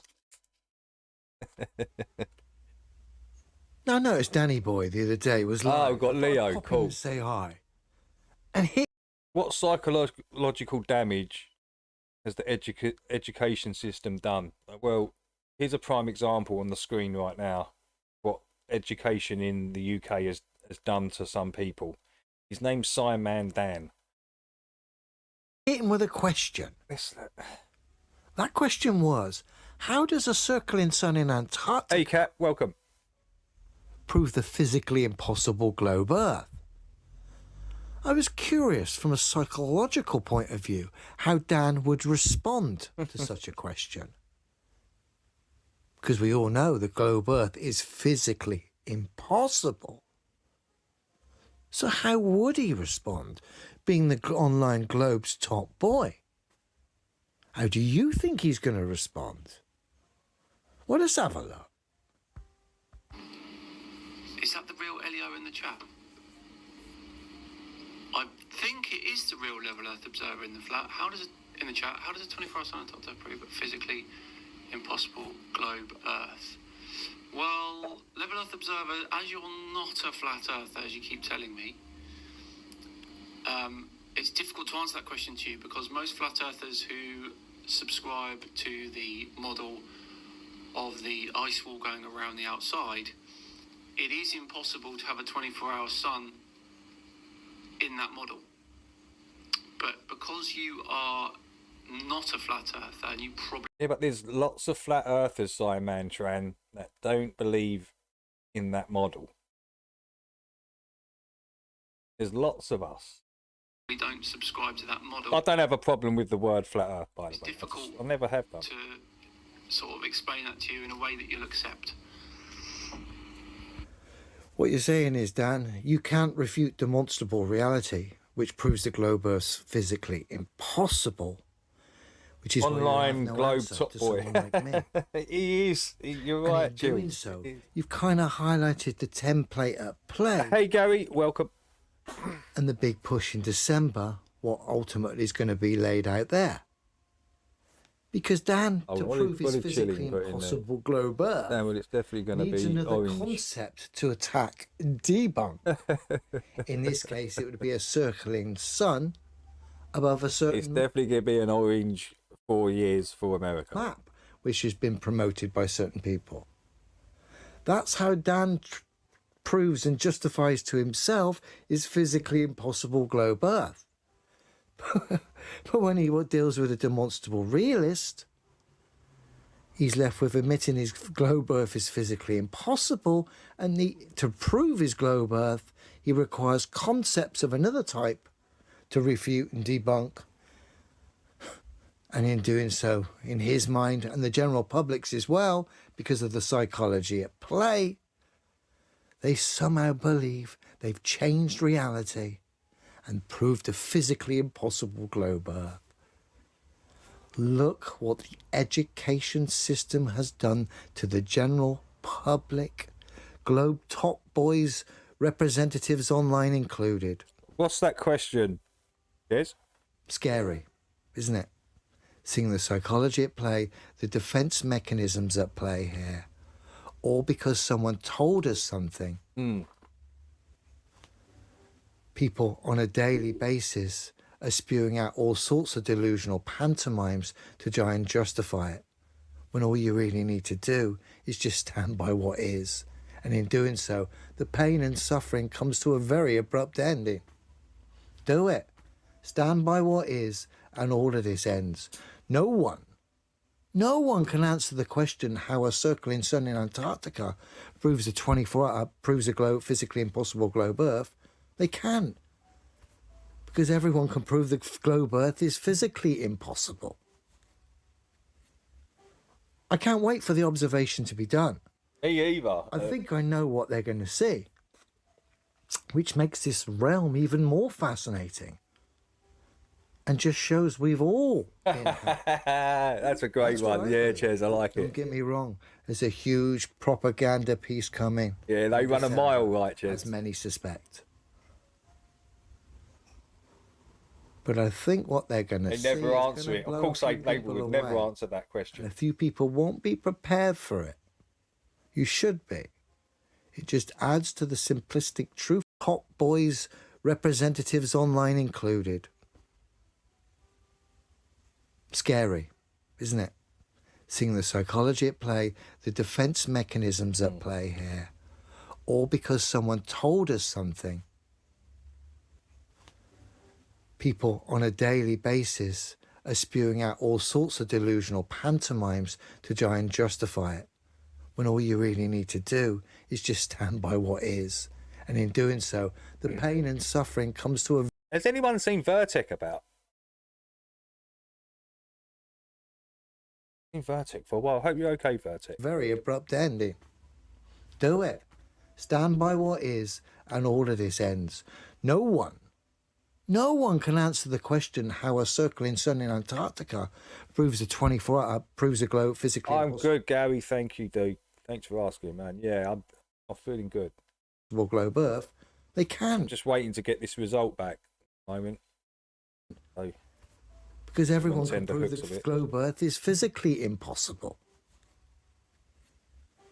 I can't wait for the observation to be done.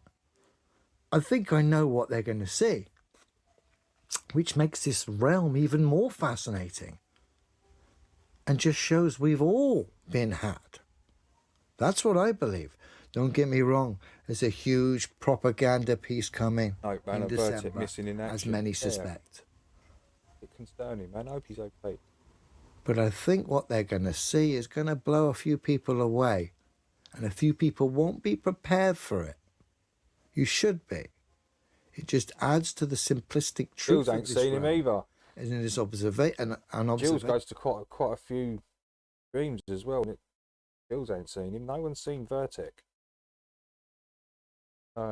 Hey, Dr. E, welcome. Hope you're well.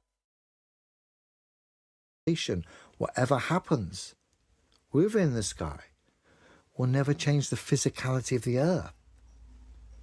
You can't go for a concept or a model, and I don't even think it's going to be possible. Yeah, Ches, Art Sabrell, when he was going around with the Bible, right, and getting the astronauts to swear, and none of them would. And they literally did run off. They all ran off. He had to chase them, didn't he? Go to their houses and hilarious. I believe. Don't get me wrong, there's a huge propaganda piece coming in December, as many suspect.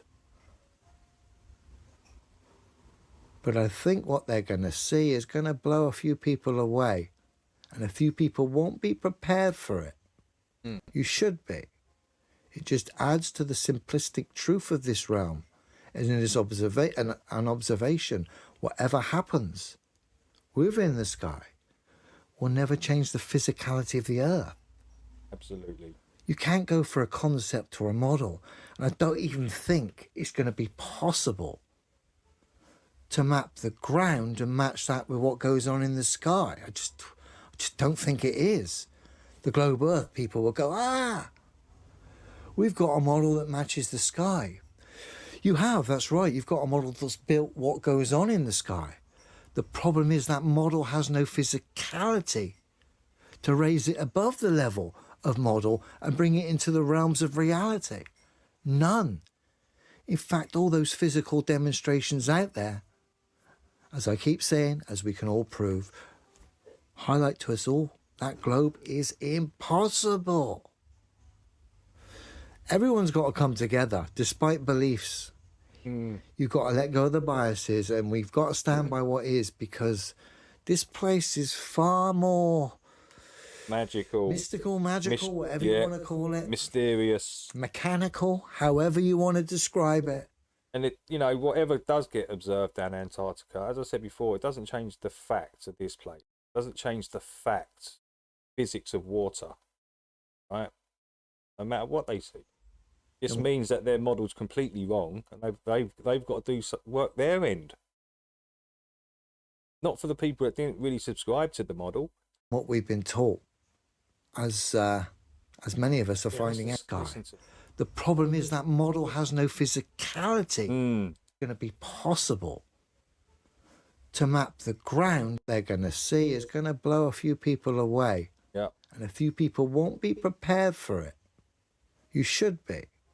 It just adds to the simplistic truth of this realm, and it is an observation. Whatever happens within the sky. Hey there, Roger. Welcome. Good to see you. Yeah, just listening to Leo's. Coming in December, as many suspect. But I think what they're going to see is going to blow a few people away. Bendy ice. Bendy ice and bendy clouds. And a few people won't be prepared for it. You should be. Yeah. It just adds to the simplistic truth of this realm, and it is an observation. Whatever happens within the sky will never change the physicality of the Earth. You can't go for a concept or a model, and I don't even think it's going to be possible to map the ground and match that with what goes on in the sky. I just don't think it is. The globe Earth people will go, we've got a model that matches the sky. You have, that's right. You've got a model that's built what goes on in the sky. The problem is that model has no physicality to raise it above the level of model and bring it into the realms of reality. None. In fact, all those physical demonstrations out there, as I keep saying, as we can all prove, highlight to us all, that globe is impossible. Yep. Everyone's got to come together, despite beliefs. You've got to let go of the biases, and we've got to stand by what is, because this place is far more mystical, magical, whatever you want to call it, mechanical, however you want to describe it, than what we've been taught, as many of us are finding out as the years go by. Yeah. Anyway, just wanted to show the psychology at play with the mainstream, people like Simon Dan, highlighting the defence. Becomes more evident, I think, the older you get. You just start seeing it more clearly. Possible globe Earth. He needs a concept to attack and debunk. He can't prove it with any kind of physics, which, of course, we know that's the case anyway. Have a good one. Good stuff, Leo. Leo's back on his line. When we have migraine, depression, insomnia, back pain, stress, we can use these balls. Okay. So when we have migraine, depression, insomnia, then we put ball on the head like this. And after we tap it, all vibration goes inside our body, because we have 70% water inside our bodies.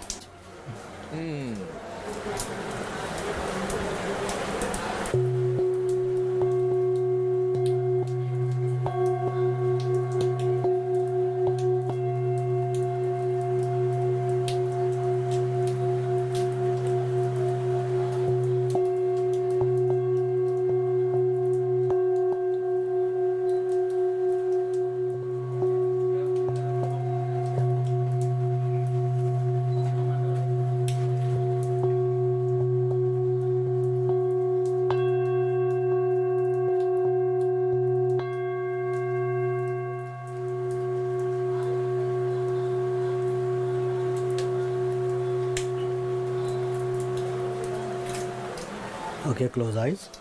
So if we have back pain, then we put on back like this.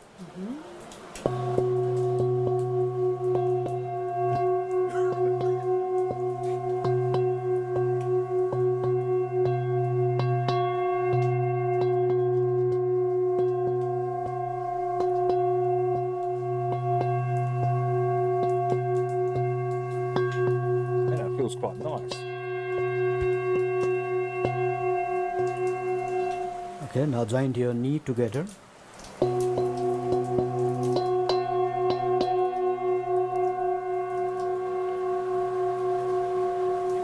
So this is the natural therapy. We have 7 different chakras in our bodies. Okay. So when one chakra is not is blocked, we get sick. So we are doing opening our chakras. Okay, close eyes.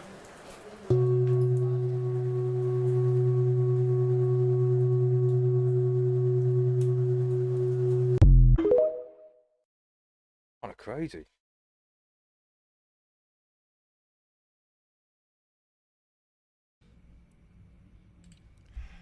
Hello, Flat Earth researchers, debaters and debunkers.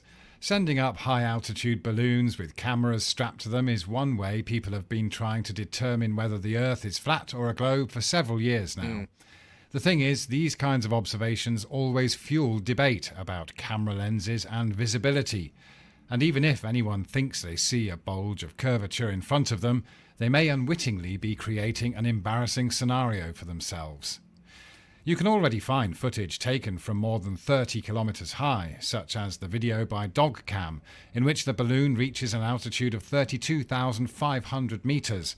Leo came in tonight. Up there. When Globe Earth believers... Hold on. Oh, Leo come in, did he? He stopped by... Oh, Ironworks, yeah. Ironworks is such a cool little hangout. There's never no beef, never no arguments. It's really nice, actually, little chat. See this flatness, they'll argue that they see the horizon drop below eye level. but ask them to point at eye level and they'll evade any attempts to get a specific answer. Of course, at such a height, the clouds above the Earth's surface have become the surface that we see, which gives us a fuzzy horizon that isn't as clearly defined as horizons at low altitude. Yeah, I want to give a shout out to Nick. I do appreciate you giving the channel a little shout out there, Nick. Cheers, dude. He's appreciated. Thank you. Then there's a high-altitude view of sunrise over Texas, which reached 109,000 feet, which is 1,000 meters higher than the dogcam footage at just over 33,200 meters altitude. Globe Earth defenders looking at the Texas sunrise footage might claim you can now see a slight bend in the horizon that they assume is curvature. But is it a trick of the light being circular, or is it something to do with the lenses? In the video titled GoPro High Altitude Weather Balloon to 105,000 feet, which is 4,000 feet lower than the Texas sunrise footage, we see extreme curvature. We know, though, that the bendy horizon in this case is caused by the wide-angle fisheye lens of the GoPro camera, which can show the horizon as convex or concave, depending on the direction it's pointing. In fact, it's well known among photographers that almost all wide-angle lenses, no matter how good or expensive, are prone to barrel distortion, causing horizontal lines to bend. The bends caused by the lens can be removed by de-warping software. The only other way around this is to use a camera with a rectilinear lens, which eliminates horizontal distortion but does so by stretching the image vertically. This report by high-performance lens maker Theia Technologies says that until recently only fisheye lenses were available for imaging ultra-wide fields of view, but fisheye lenses have high levels of barrel distortion, affecting resolution at image edges. Only rectilinear lenses provide ultra-wide fields of view and correct the barrel distortion inherent in traditional wide-angle lenses without losing resolution. And then it goes on to give some comparisons of wide-angle lenses with rectilinear lenses. Here in figure 1 we see the image showing 3D stretching from an ultra-wide-angle rectilinear lens. And as you can see, the car on the right seems to be quite stretched out. And then down here we have the views through a wide-angle lens. Compression reduces the object width the farther it is from the image center, reducing resolution.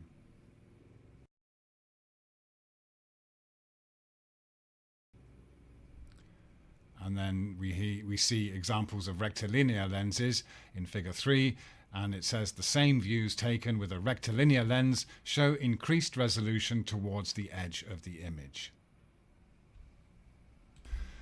Nevertheless, when it comes to determining the shape of the Earth, horizons don't prove anything other than flatness. The apparent convergence we see is because of the way the lenses in our eyes work and how our brain interprets what we see. We do indeed see flatness even when the surface is rugged, because the sky and the surface we see in the distance is smoothed out in our vision.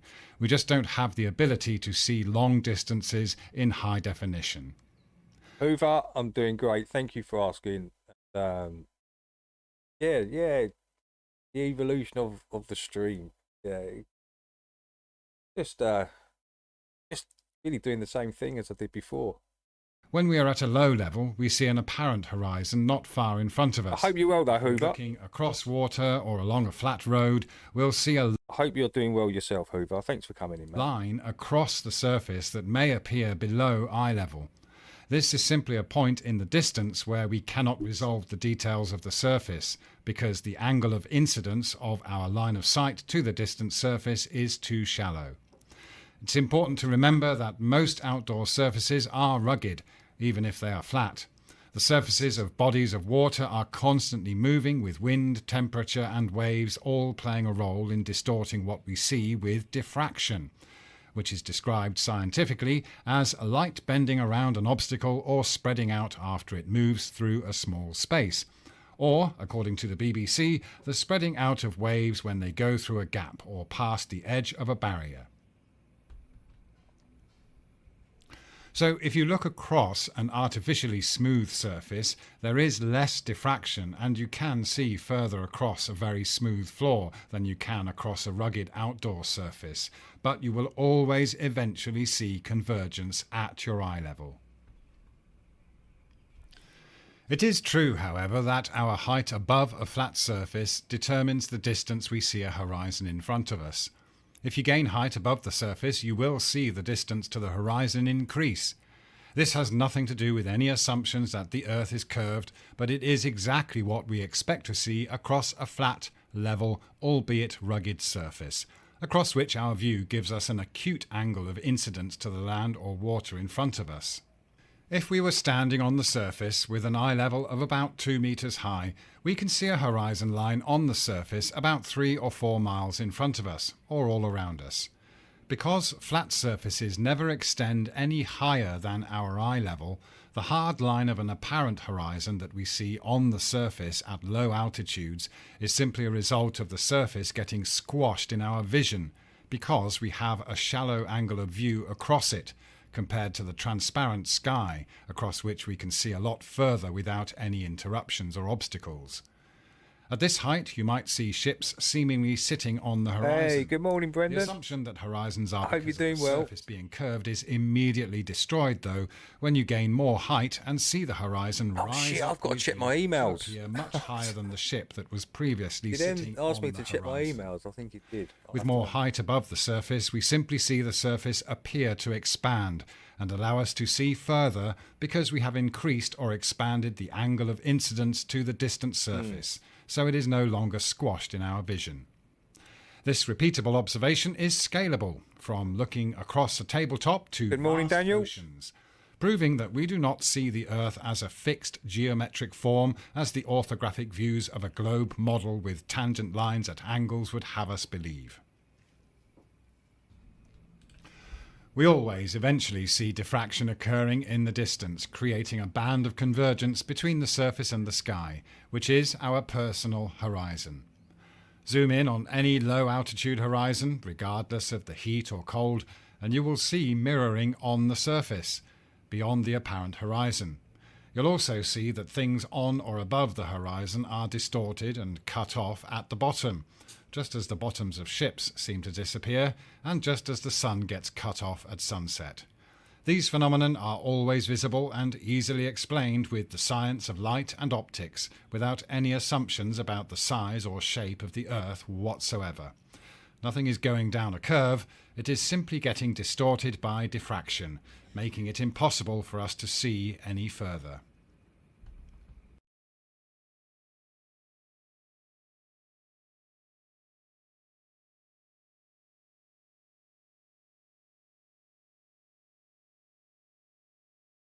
When we get to high altitudes, we may well see what appears to be a gap or an assumed drop of the horizon below eye level, which is the centre of a forward-facing view.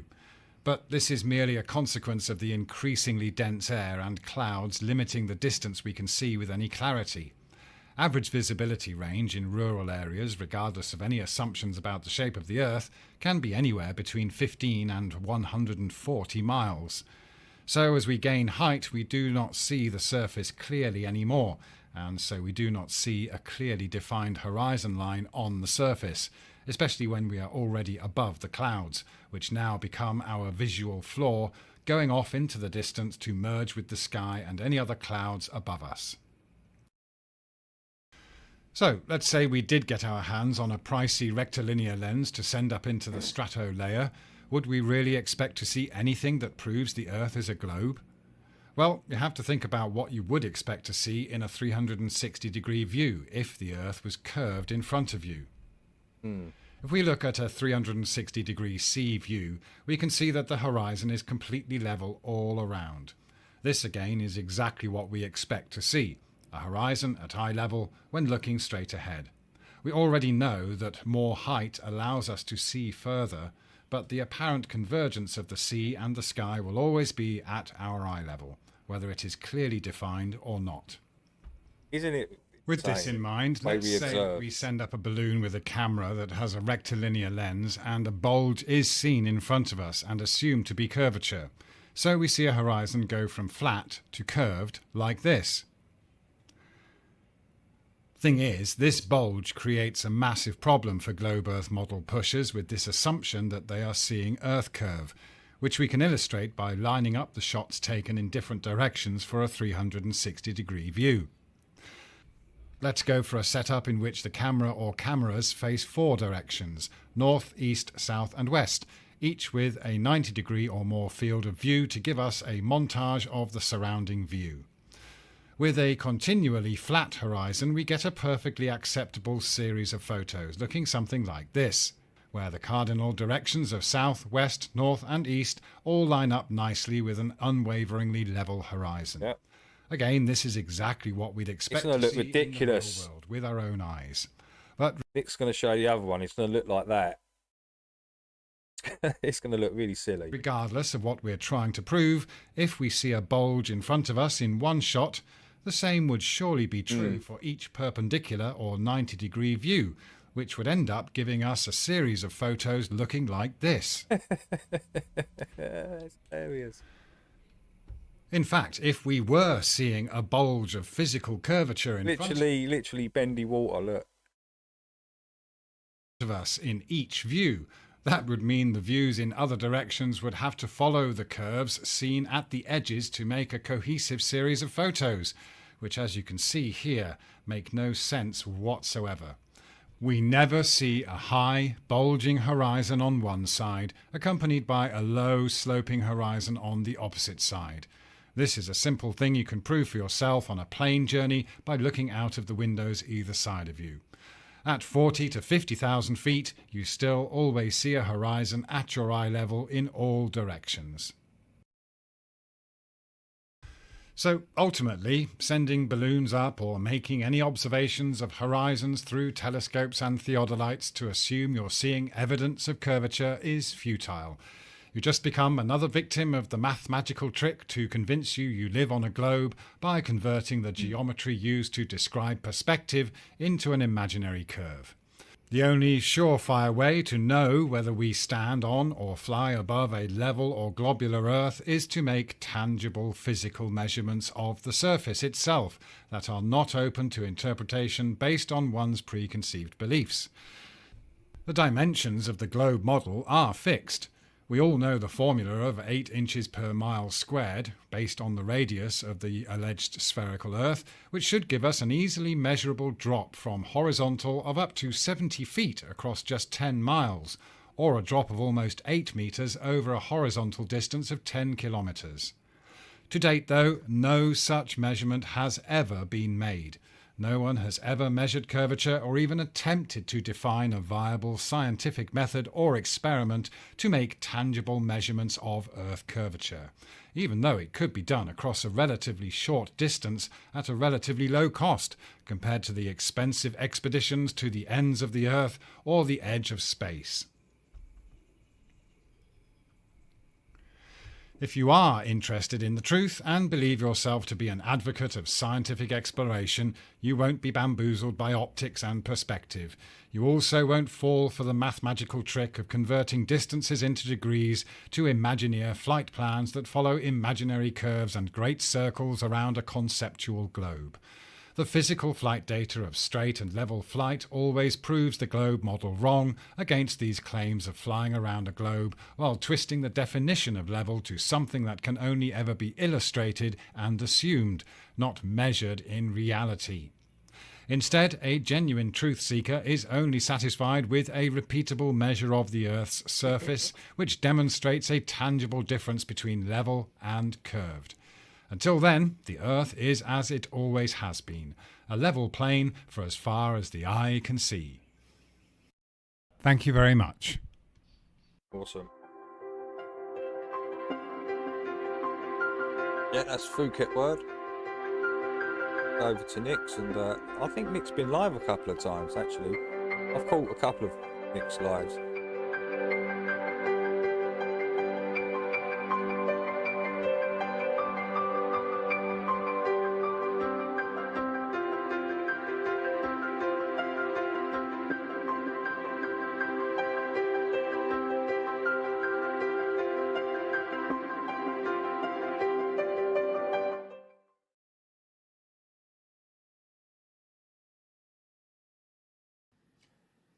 For vector fails, number 4, the self-contradicting theory. And so why do I call it that? Because it's 9.8 meters per second squared. Now this means that it can't be a constant velocity because it's squared. So how can it be a constant velocity? So that side of a rising Earth is completely... I didn't think of that. Yeah, that's... debunked by itself. You know, I mean, its own claim that we're 9.88 meters per second squared. So, on the other hand, if it's rising and constantly accelerating, then how do butterflies with such weak legs hold on to things? You know what I mean? It seems impossible for them to do such. You know, if we were rising at such incredible speeds. So, again, in the terms of self-contradictory, it's 9.8 meters per second squared. And so when we drop something, it starts at 0, and then after 1 second, 9.8, 2 seconds, 19.6, for it so on. Alright, so if Earth's rising at 9.8 meters per second squared, why is it still 9.8 meters per second squared? It should constantly be getting faster. We should be getting faster as fast as that falls. So 9.8 meters per second squared, that should not exist anymore. After the second, it should be 19.6 meters per second squared. After 3 seconds, it should be 29.4 meters per second squared. After a day, it's going to be like... I don't know, as a guess, like, you know, hundreds of thousands of meters per second squared. Come on, Liv, we need the numbers. After 24 hours, how fast would we be going? Come on, Liv. More, you know? We need those numbers, Liv. So, like, you know, what kind of speed that we're going to be doing now, when did time begin? You know what I mean? I'm never going to be able to give an accurate reading or estimation until we know what time, when time began and how long it's been going on for. So... it's self-debunking itself. 9.8 meters per second squared. You drop an item, it starts from 0 and gains speed. You drop another item, it'll start from 0 again and gain speed. That can't be a constant. If we measure Earth rising, it'll start from 0 and gain speed. If we measure Earth rising again, it's going to start from 0 and gain... Well, there's nothing to gain speed. All you have to do is drop something and then say that it's decelerating, even though you can see it speeding up. Which is, you know, so contradictory in itself. But forgetting the claims and all that kind of stuff, like, we just got that 9.8 meters per second squared. It's self-contradictory. That debunks the rising Earth completely, absolutely completely. So you got to think, like,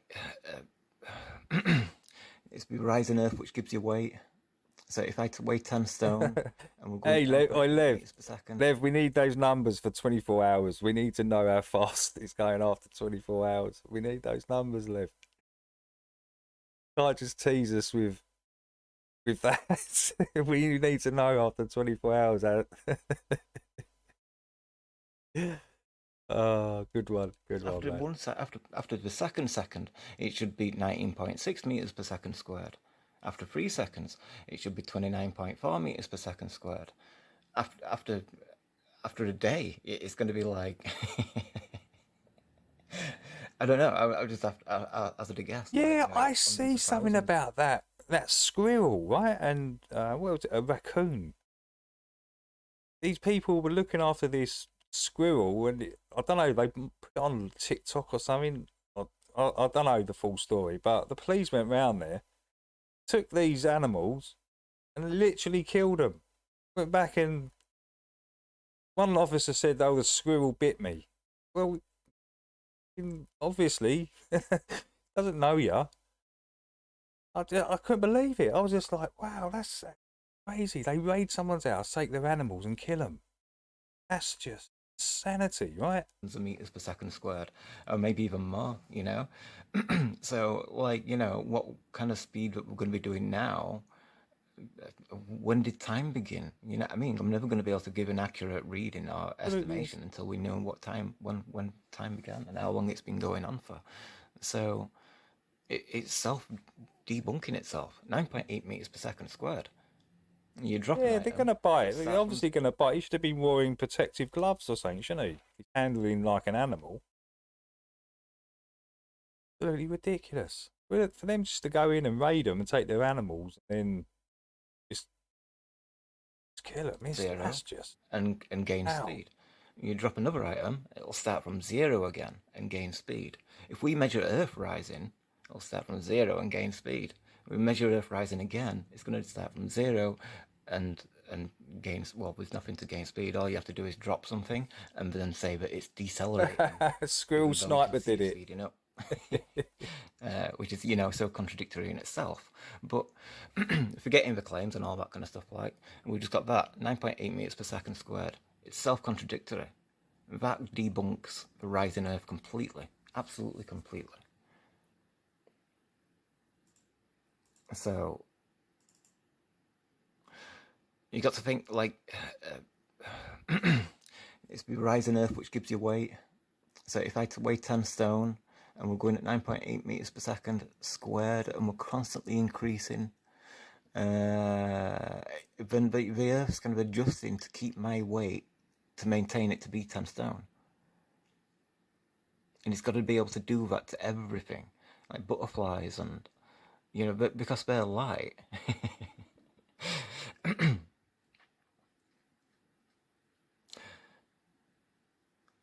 Like the weakness of the legs compared, like, you know, to something bigger creatures, you know what I mean? Like an elephant, it's got quite strong legs, you know what I mean?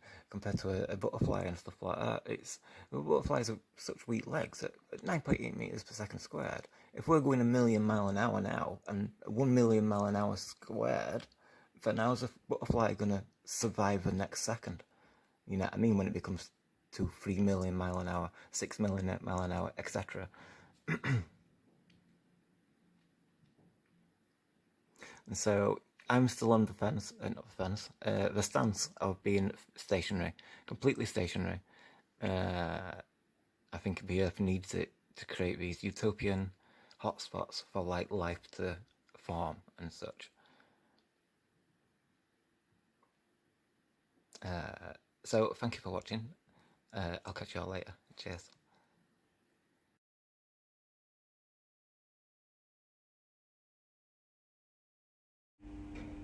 Today we're looking at a bizarre clip that's come from the Chinese Space Agency. This clip's about a minute long. I'll play it without stopping it. See if you can spot the obvious problem. We'll come back at the end and look at the damning clip I'm hoping you're going to spot. Their return. Right. So from the screen, you can see the main engine has already ignited. You can see on the 3D animation, you can see the... Look at that! I've got to rewind it. I missed it. I was making a cuppa. I've got to look at that nonsense. Oh my! It's just so bad. Clip that's come from the Chinese Space Agency. This clip's about a minute long. I'll play it without stopping it. See if you can spot the obvious problem. We'll come back at the end and look at the damning clip I'm hoping you're going to spot. Their return. Right. So from the screen, you can see the main engine has already ignited. You can see on the 3D animation, you can see the flame of the main engine. And also you can see the small flames are the working of the small engines called attitude control engines. What's happening with the Earth? It's wobbling. You see there are all kinds of... What's happening up here? It's wobbling the same as this. Watch. Look at the Earth. It's like wobbling, like side to side, like this is. Of the small engines called attitude control engines to keep the whole procedure stable. You see there are... It is actually moving the same as this. Look. So we need the attitude control engines to keep the attitude of the whole spacecraft very stable during this re-entry burn. So it will take for about absolute nonsense, 3 guys. minutes, and with this re-entry burn, the spacecraft will change from an orbit to a re-entry trajectory. With the re-entry trajectory, although as Cool story, bro. Did you spot the obvious problem? I suspect most of you did. Bear with me. You're wobbling Earth. Okay, so Wobbling. I've got the clip in question here on loop. Sound is turned down.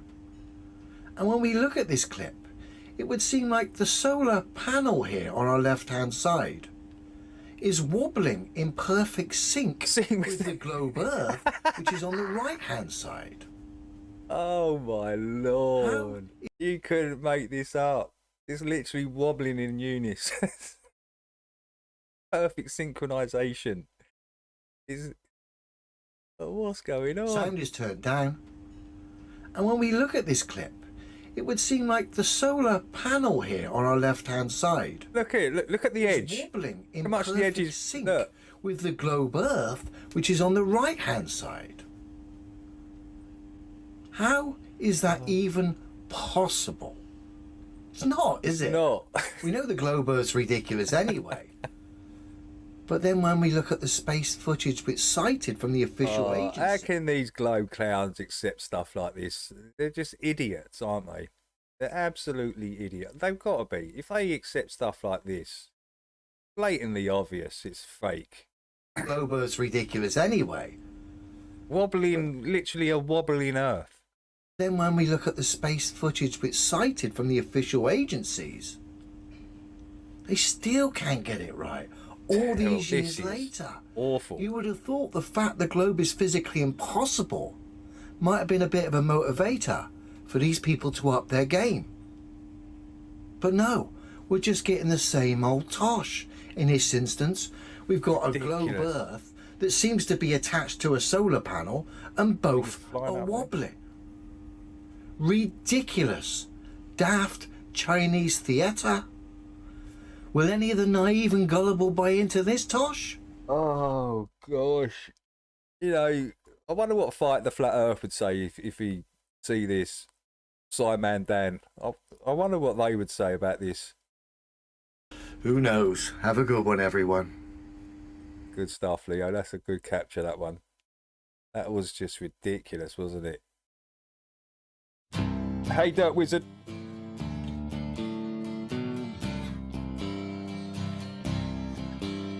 Hey, Big Pete. Marlene, I see ya. Good to see you guys. Hi folks, my perspective here. You can do this experiment yourself. If you have a flat window and it's night time and you're in your home, you have a glass pane, you have a curtain, right, that's covering the glass. Hey, take care, Daniel M. One side. Have a good day, mate.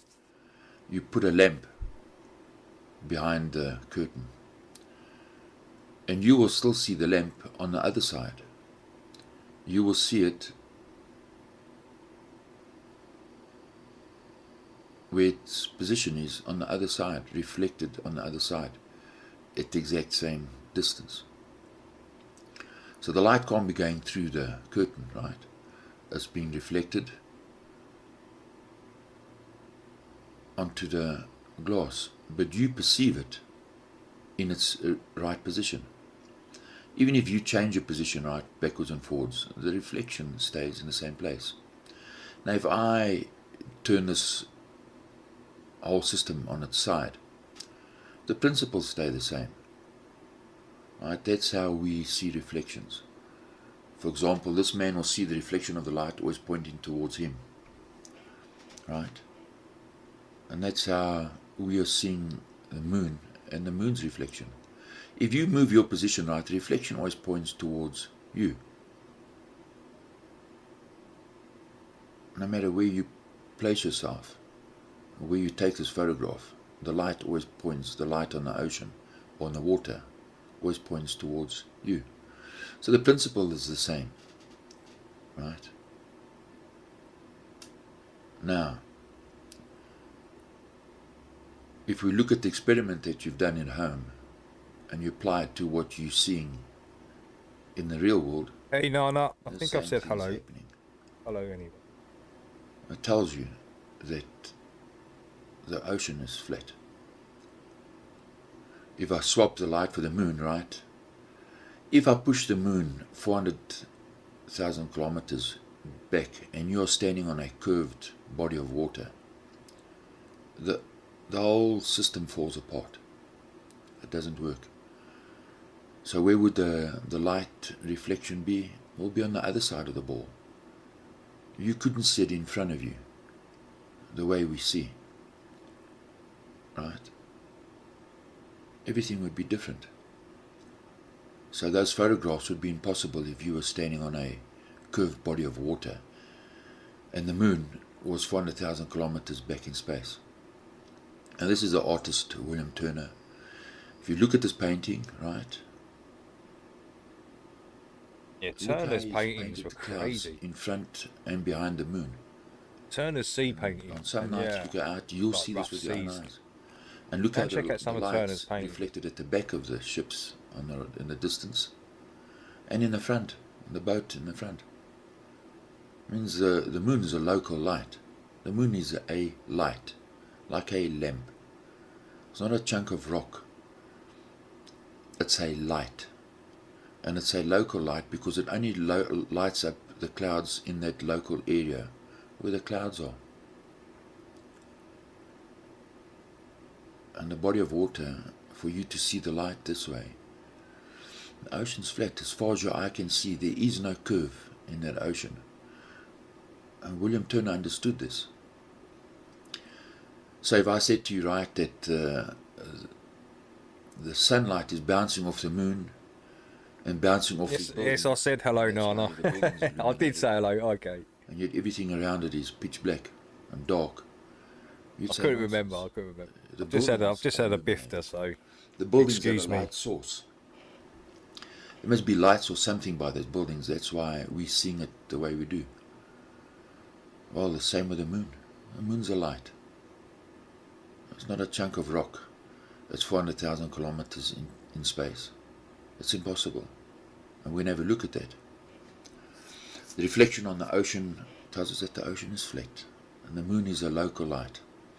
So you take your video camera, right? This is digital zoom. So we're going to be talking about zoom lens now.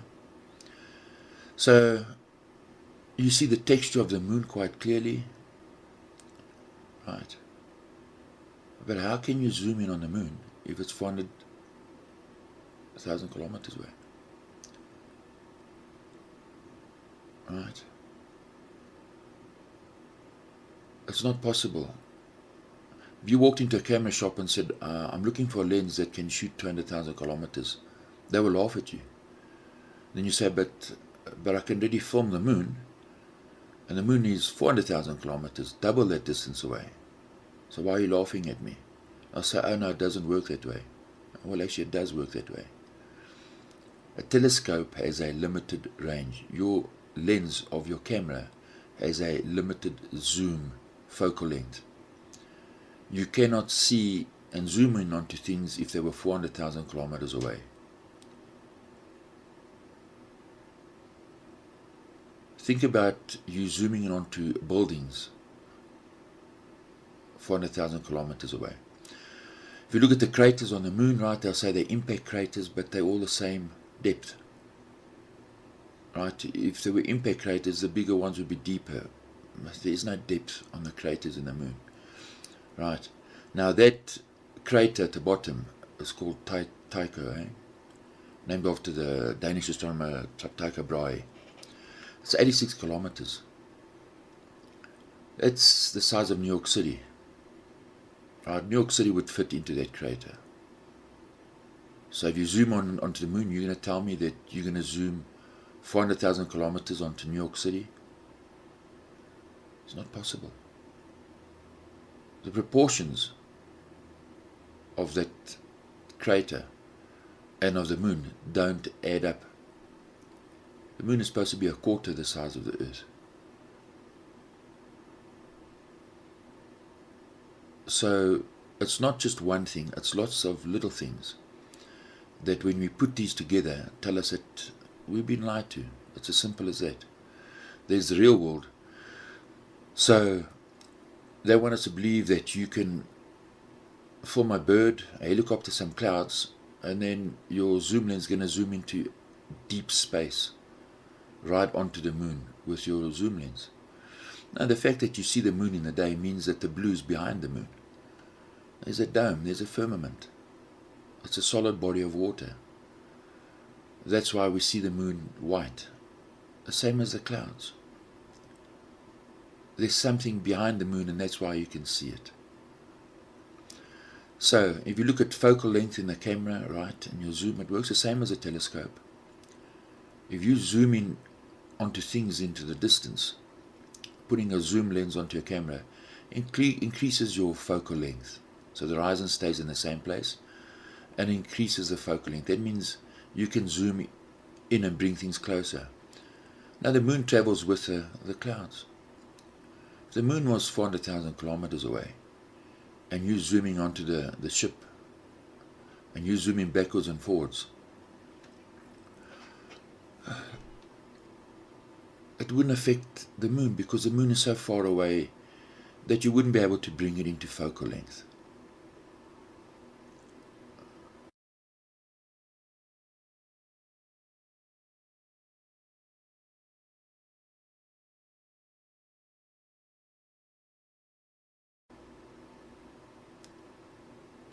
To understand.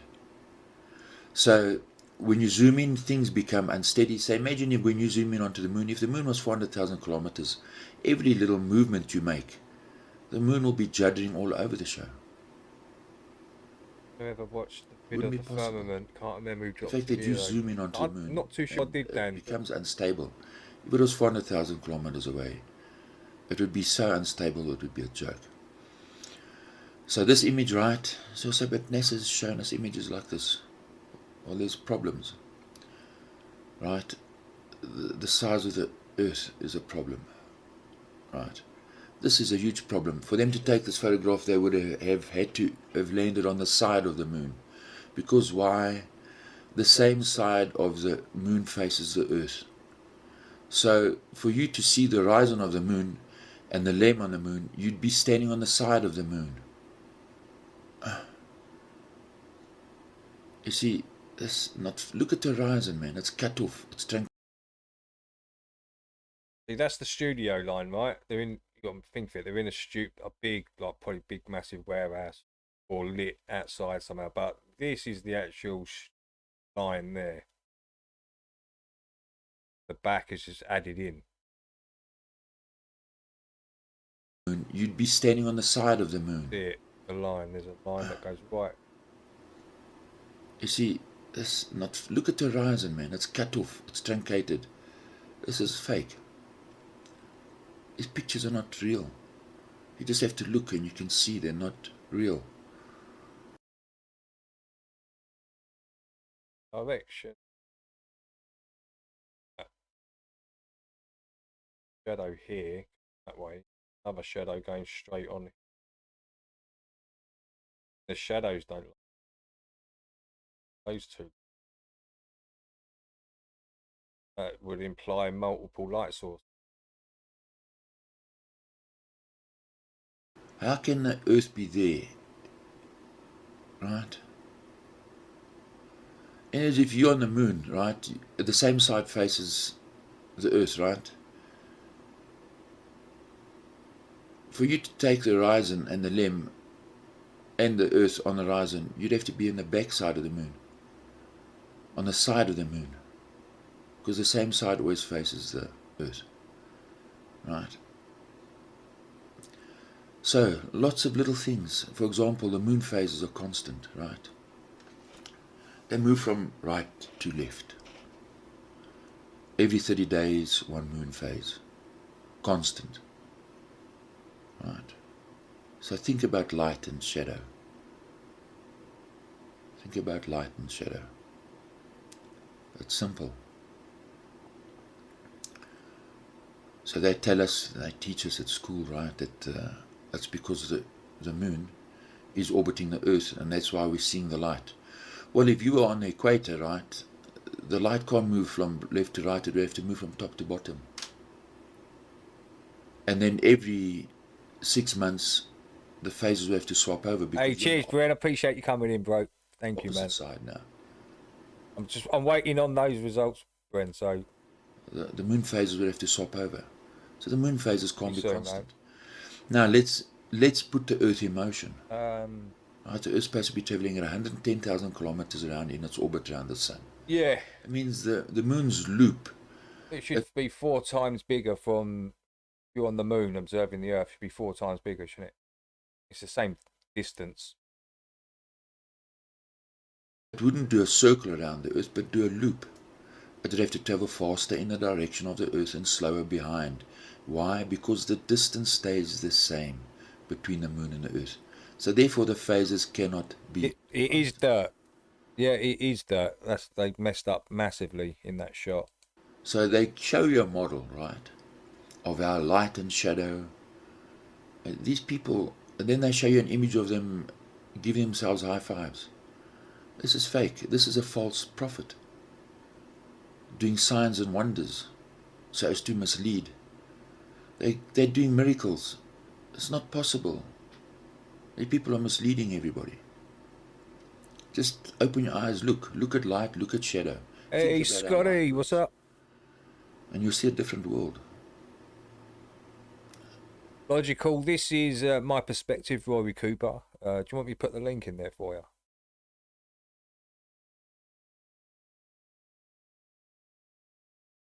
I've got I've got loads of his videos, but they're on private, so I'll have to go in there, check out, because my perspective's been doing videos for years, and he's cool. His old ones are really good, actually. Right, let me get this in.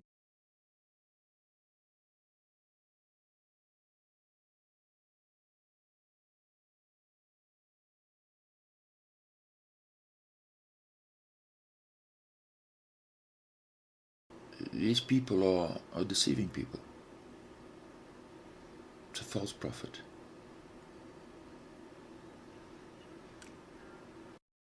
You got me by the apple.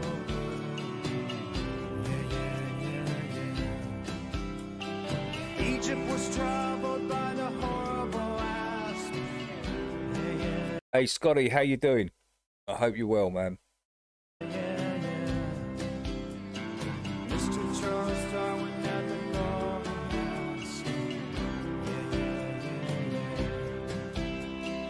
You're welcome, Logical. Tell me, are you locked in the pond? Andy, are you goofing on Elvis? Hey, baby.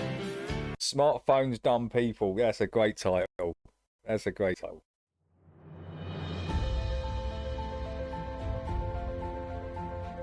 Good title for a song, man. Dan on the Moon.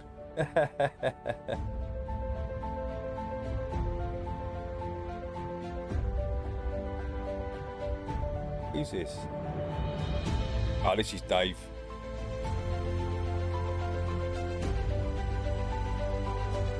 What?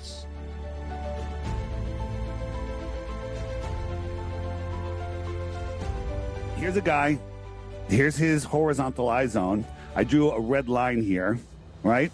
And so this is quite interesting. And Dave actually explains this quite well. It's his. You know, I don't really care about the people saying who's saying the information, just as long as the information's good, right?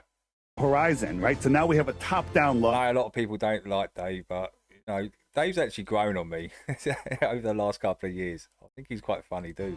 And here is his horizon. That is X number of mile, feet, whatever it does. I don't care. It's X distance away. Right? So we can only see a certain distance before the sky and the ground merge. Flat Earth or globe Earth. Right? So this is, let's just say, we'll just call this 10 miles, just for a number. Okay? Doesn't matter. What about these? Are these 10 miles or are these longer? You don't see longer. You see the same distance in all directions. These lines are longer by just geometry. This is how you see. You see in a circle.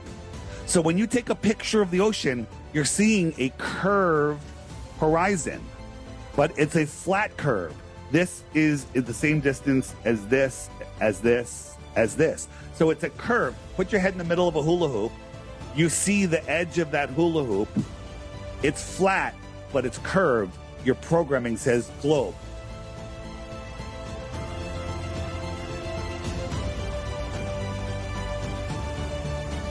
Ah, this wasn't the one. Oh, I think it's the next one.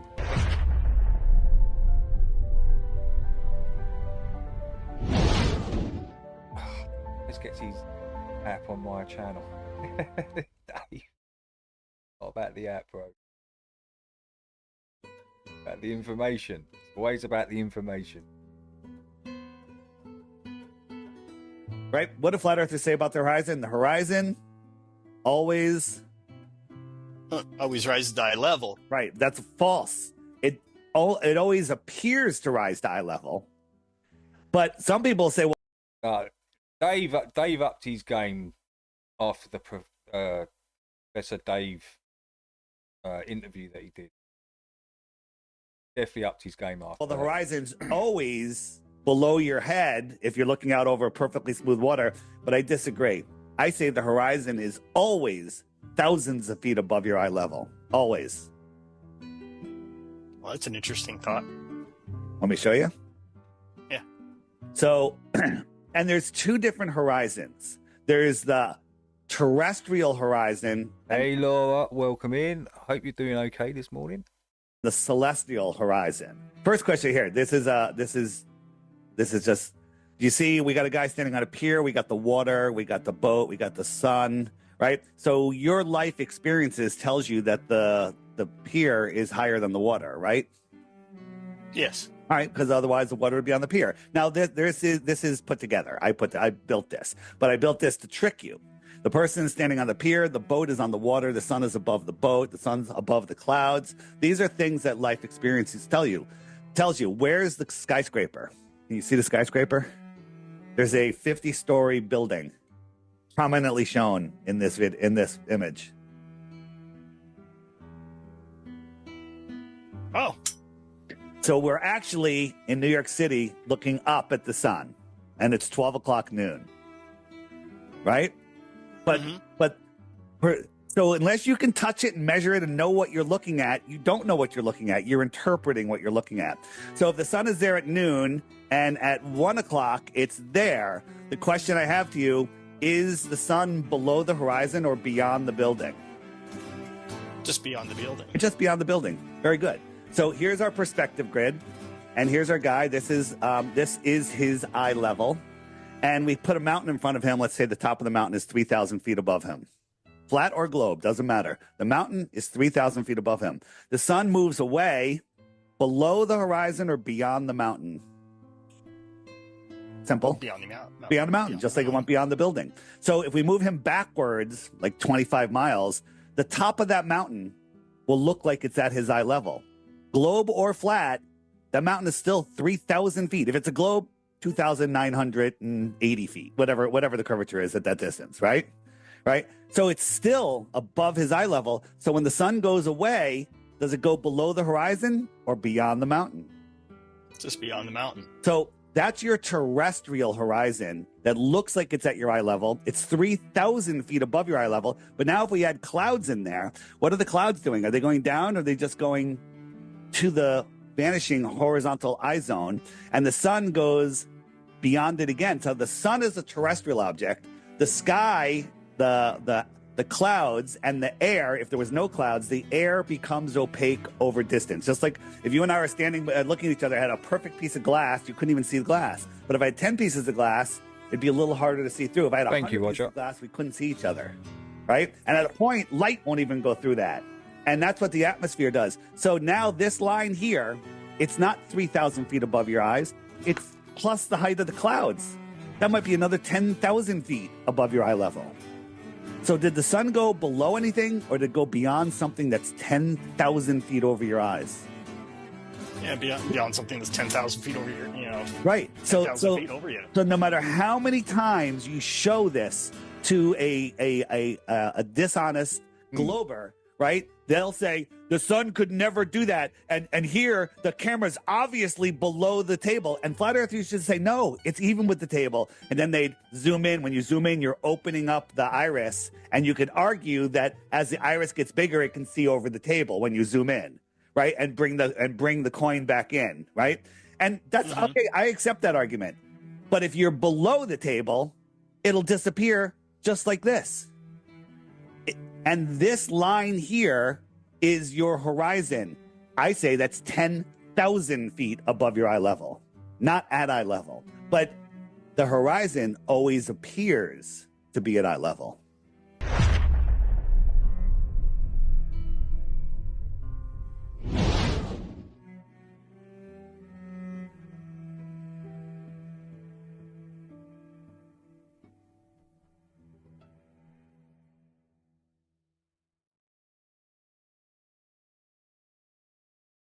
I came to realize that what I was dealing with was members of a religion. Houston, we have a problem. Yes, as unfortunate as it might be, space will be faked as long as space is seen as real. But reality is only real if you do not allow it to be faked. So let's discuss reality versus what they fake and simply call real. First, let's listen to author William Burroughs. He wrote the book called The New Ocean, the story of the first space age, where he starts off by telling us that science fiction created the space age. The speech is from 1998. Let's listen in. One of the things that runs through the entire history of the space age and before the space age, and this is one of the leitmotifs that also run through the book, is the direct relation between science and science fiction.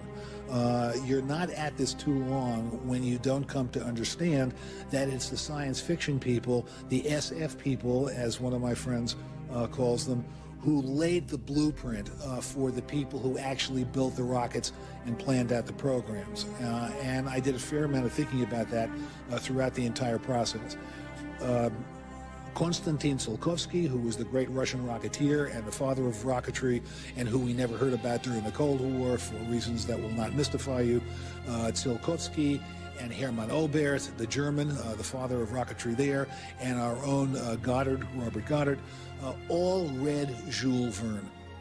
They all read From the Earth to the Moon, and they all had, if you'll pardon the expression, had their fires lit by that wonderful voice. Mel's a gay biker. Mel's got the same shaped head as Roger from Family Guy.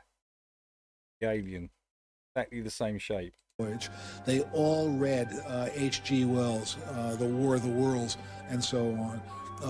These people were energized and captivated by science fiction. I started the book off, in fact, going back to Daedalus, because I had to come to grips with why exactly do we do this? Why exactly do we do this? And who is so hell-bent on space travel? I mean, why do these people want off this planet so bad? There are cynical answers, and they're relevant. One is that corporations in aerospace want to make a lot of money.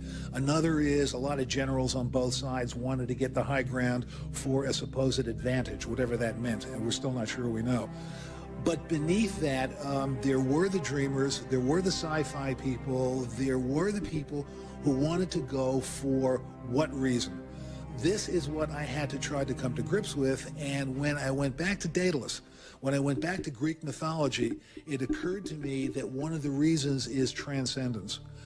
I came to realize in the course of researching the book that what I was dealing with was not in reality, was not hard-nosed businessmen who were trying to keep their stocks up and generals who were trying to one-up the enemy. What I was dealing with was members of a religion.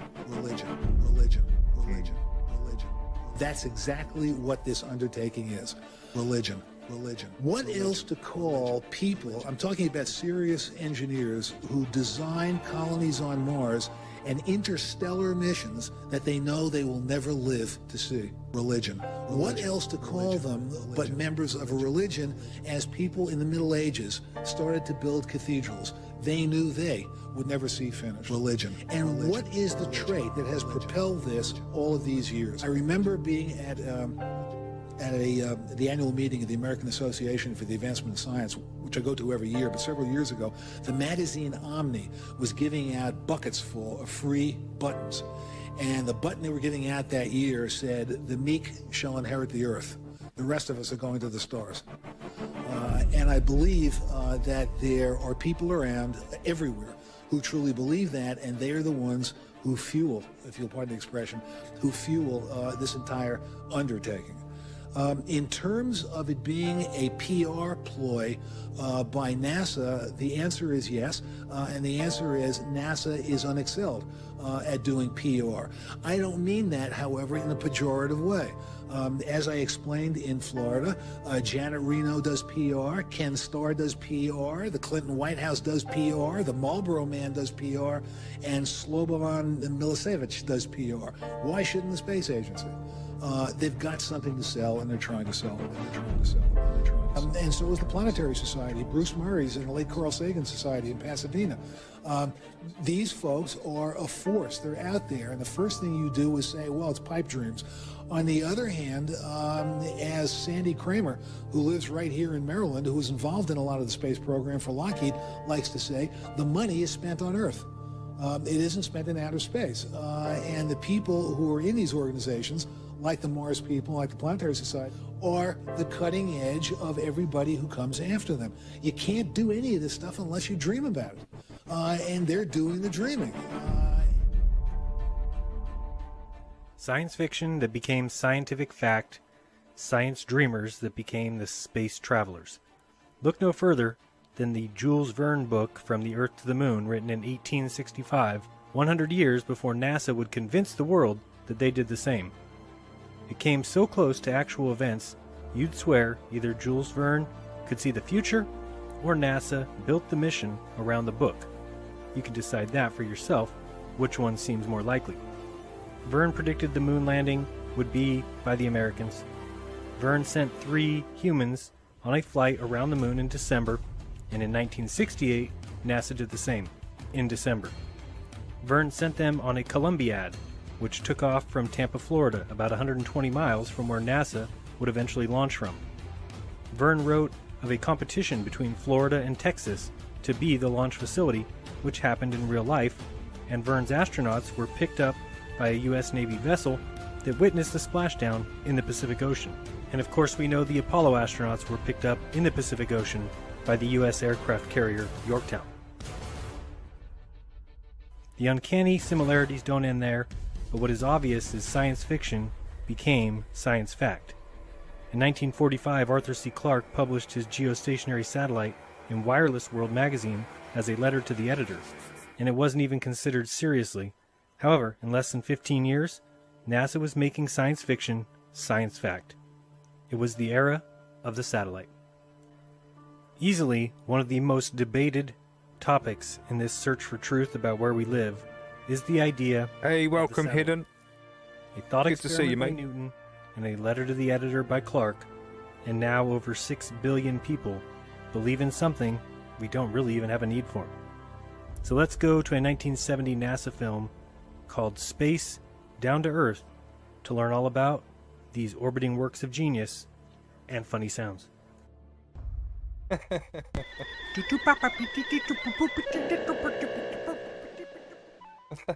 That's quite funny, Jared. Jared does have a sense of humour. Does have one.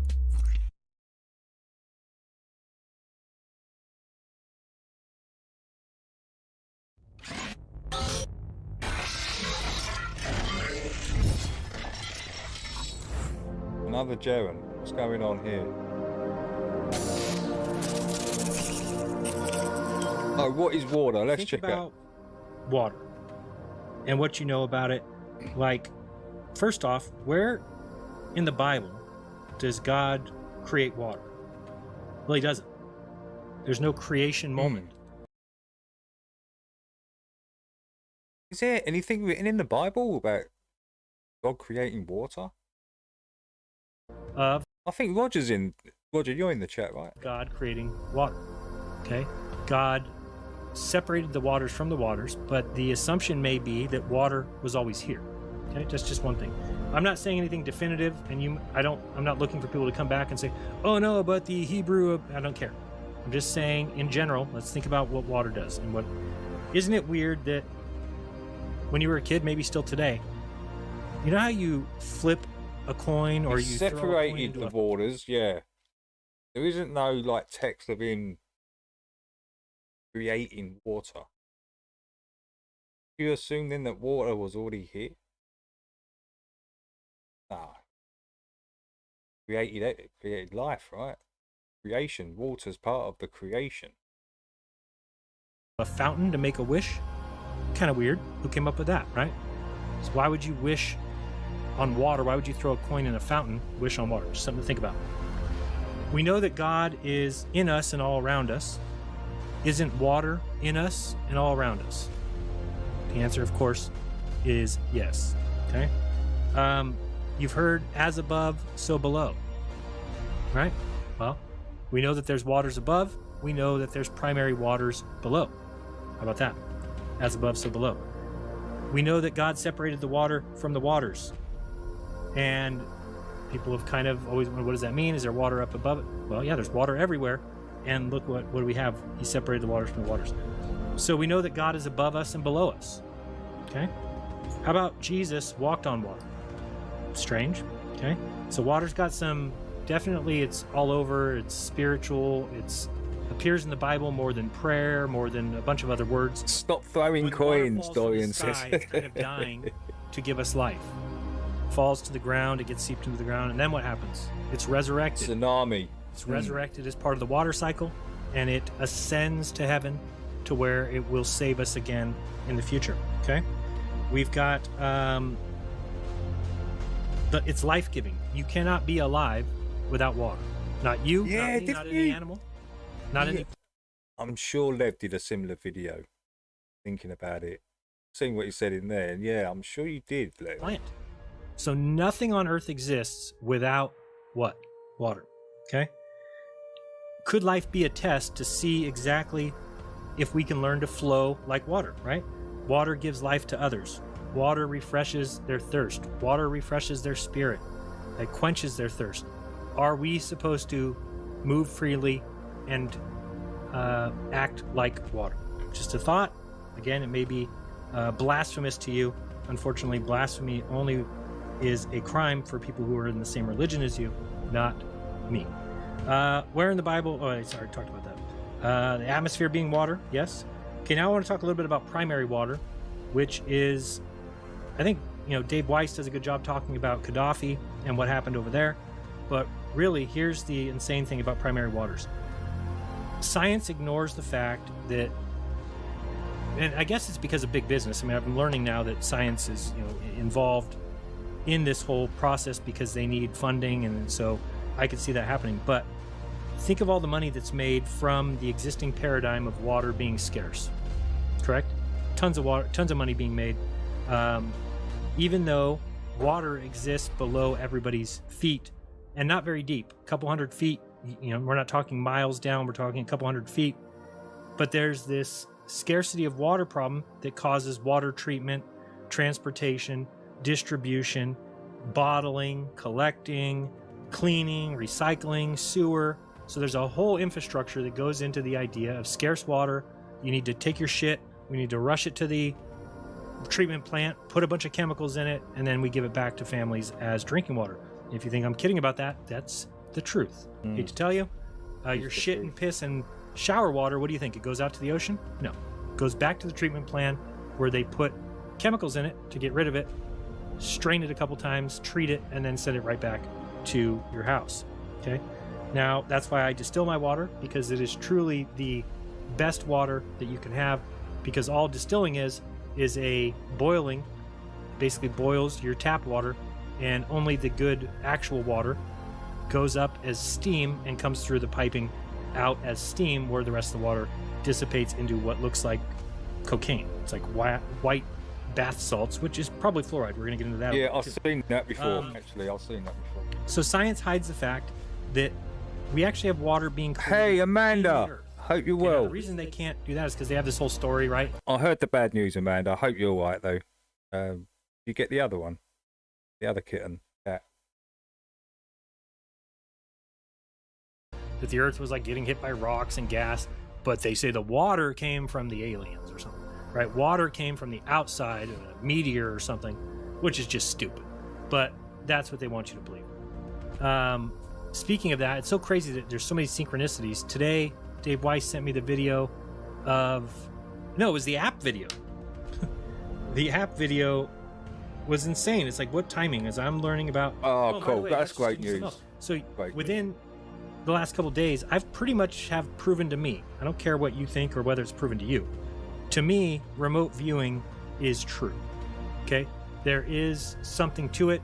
It's a literal impossibility that the people who did my remote viewing session could have drawn the things that they drew without at least seeing some part of what I was thinking. It happened both with the first time and the second time, and the way they described things the second time would have never worked for the first time, and vice versa. So how is that possible? If you don't believe it, I suggest you watch those 2 videos, and we're going to do it again, and I'm actually going to give it a try myself because I think it's amazing. And here's what we're going to get into. Dr. Emoto proved that water has a memory. Anyway, what? That doesn't make any sense. So what they did is like gave a little bit of medicine to, or diluted a little bit of medicine in a whole bunch of water, and then gave a big dose of this medicine to other patients. And what they found was there is no change. So what happens is, since there's a little bit of medicine in that water, it communicates to the whole water the medicine. It's insane to think about. Start to think about the implications there. Maybe if we said prayers in some way, or we collectively, and here's something I want to do, and I don't know who else we can get to do it. I don't think us watching this channel is enough. But what if we came up with a day, like September 1st? Everyone says their intentions, their hopes of what we hope happens to the cabal, what we hope happens to Klaus Schwab, what we hope happens to his, what is his little gay friend's name? I don't know. He's the evil, wicked-looking Jay. Wow. So those 2 guys, good quality people like Justin Trudeau. What do we hope happens? Well, maybe if we put that intent into the water, and maybe that's how these long distance communications happen. So there has to be some mechanism in my mind for remote viewing.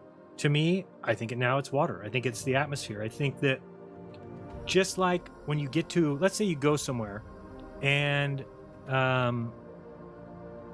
you've got a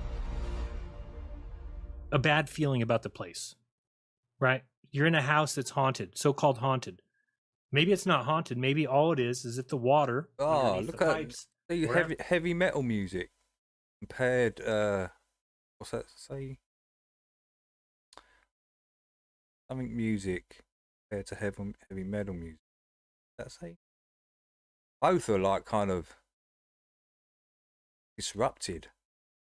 Whoever in the house has a memory of what took place there. And all that you're doing is you're accessing. You don't know it. We get to the house, we just feel weird, right? And something perfectly symmetrical with a good vibration. Looking at us from behind us. Like hello. Why would we be able to know that? However, if that fact is being transferred through the atmospheric water, then it starts to make sense to me. So a lot of these things that I've always had questions about, I think can be answered with water. It's also something that I think we can investigate and test ourselves. I want to look into exactly what Dr. Emoto used. He says he used a high-speed camera. I don't know how much a high-speed camera is. I don't know how many frames per second he did, but it should. There's another Flat Earth Reborn. So what I want to do is do the same thing, because what he shows is incredible. And it's what I've talked about, why the news is so negative, because yeah, I've showed him before. It was that doctor from Japan or something, wasn't it? Oh, I think it was Igamoto or something. Kevin just said. Yeah, really it is interesting. You put a negative in, and it comes out all disrupted, unbalanced. You put a positive, high frequency, and it comes out perfectly symmetrical.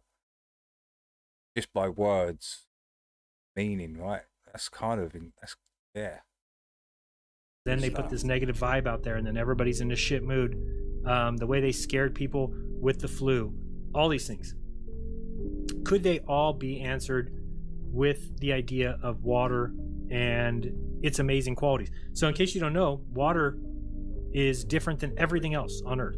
Number one, like the 3 stages that it's in. Remember the God is part of the Trinity. Well, water is a trinity. It's got its gas, it's got its liquid, and it's got its solid. which all three exist at all times, right? There's never a period where there's no liquid. There's never a period where there's no gas. There's never a period where there's no ice. How about the fact that water's the only liquid that when frozen expands? Okay, so that's the only item that does that. So water is special. Water is quite different. So we know that primary water wells exist. They're all over. And yet science still says that water is neither created or that it's conjured up within the earth. They say it's all water that fell down, whereas it's been shown and proven that water is being rushed up in massive, massive quantities. I want you to listen to a story here that I want to bring up that I think is incredible. The first part of the story that caught my eye was that and I don't know what year this was. Let me find out exactly what year it was. A few years ago, there was an earthquake in Sonoma, okay, by Vallejo. It's about 2-3 hours north of me. Anyway, when that happened, all the Does anyone know what's in these jars? I can see that the hate one has been badly discoloured, right? And so the one that's been ignored a little bit, the one that's shown love is still perfectly the same. So the cracks in the ground started. What's in the jars though? Leaking water. Is that rice or something? And I'm not talking about a little bit of water. I'm talking about, I don't know. Rice, rice is rice. Yeah. I was thinking, yeah. So after the Napa earthquake, water started to rise up at 1,000 gallons a minute from the fissures in the rocks. And it actually fixed the drought for the whole area because the whole area was in trouble. They had dry lakes and well, the water popped out. It was 10 times more than they're used to having come up from these springs. So they were taken care of. They let it flow down into the rivers, it replenished everything. And then all these communities were able to drink. And they tested the water and it was fantastic. Way better than it's made in the earth, in my opinion. How about the new fact water? That we've got springs that appear at the tops some of sort of mountains? recycling. How is that possible? Some sort of natural in California at 12,000, 13,000 juice in the water, and then it cycles it around. That come up all the time. They come up all the time. So they're permanent. They come up constantly. And that's insane. Where's that water coming from? And when you're talking about 1,000 gallons a minute, think about how much that is in a day, right? Let me show you this video here. Okay, everyone, in my last video, I showed you a meteorite crater in Arizona. Yeah, I've seen this. Yeah, he's saying that this could have been a huge geyser. I think this is the one. Not a geyser. Not a giant man. A geyser. You know what I mean. That is supposedly a geyser, mate. A geyser. A massive geyser, mate. Old, and I showed you how the crater is still there, but the big meteorite that landed there is just totally gone. Poof. And I also went on to let you know that if you Google or whatever you want to do to look for asteroids, they're all computer generated images. By the way, let me stop right there and look at this. Artist. At least he's smart enough to say that. Do you know that there's people that okay, man, have a great day at work, yeah, and I bet you can't wait till next week and get that cat. Didn't. And have a wonderful day. Think these are real images. And that's what they show you for asteroids. They're obvious computer generated images.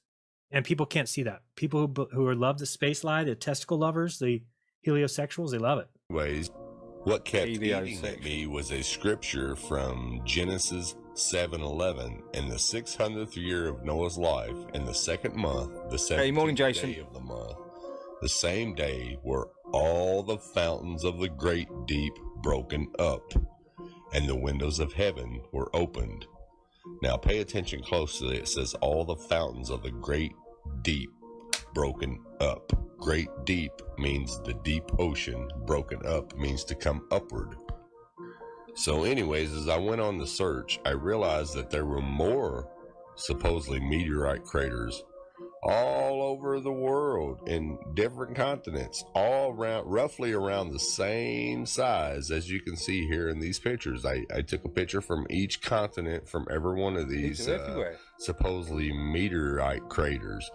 But out of all these craters, there's nothing left of the meteor that landed there. And I say that in quote, supposedly landed there. There's nothing left of the meteorite, but all the craters are still there. So I went to investigate a little more. And I'd remembered researching geysers many years ago. I'll put this in the t.me/journey link. Not geyser. But the images I'm showing you are what the geysers look like when they're actually erupting. So check this out. Now, does these craters underneath these geysers not look familiar to you? Just take a really close look. Now I'm showing you the ones that are erupting. Now let's take a look at the ones that are not erupting.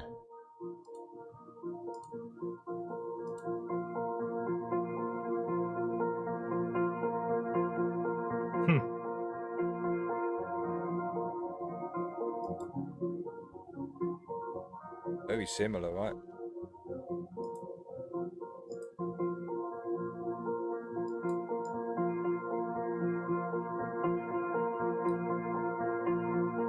Okay, now let's compare the so-called meteorite craters with the geyser craters. Now check this out. As you can see here, there's a runoff on the meteor crater and a runoff on the geyser. Now look at here, right in the middle, you see where the geyser actually comes up. You can see it in the meteor crater and the geyser. That's where the water comes up at. Same thing here. Everything around it is just where the water pressure coming up explodes everything outward. It's weird because it looks to me too like there's water runoff on a lot of those. The crater and the right of the geyser, they're shaped identical. That's water pressure. Not look for the lowest point. I mean, there's. I'll stop it there if you want to the watch runoff it. there. It was a little bit further, but it's an excellent observation. And this is why people should be allowed to speak, have a channel, say things. Maybe there. Nobody's claiming that he's 100% right. I like to hear somebody's honest. Interesting though, right? Somebody Interesting. Found something different than we're used to seeing. Hey And I FPV. get a chance to now Welcome. investigate that and put it in my Hope mind. you well, mate. As a maybe. Nobody's saying buy into it. I don't want to see any chat messages like you're so stupid. You think that that's water. How you doing, Jason? I don't give a shit. Don't care at all.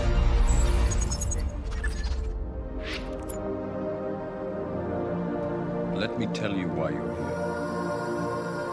You're here because we've got to go on time today, guys. We've got quite a busy day. Quite a busy day ahead, so I've got to stop it there. We'll do the rest of those Saturday,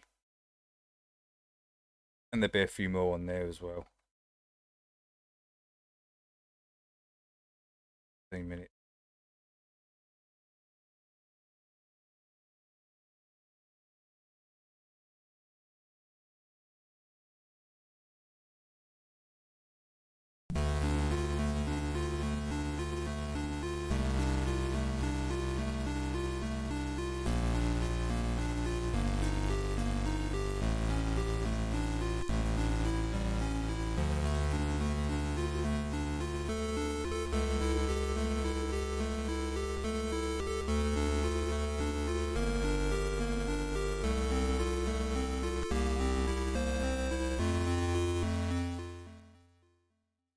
Hey Vicky, how you doing? I hope you're doing well, Vicky. How's PJ? Is he good? Is PJ live or is he going live this afternoon?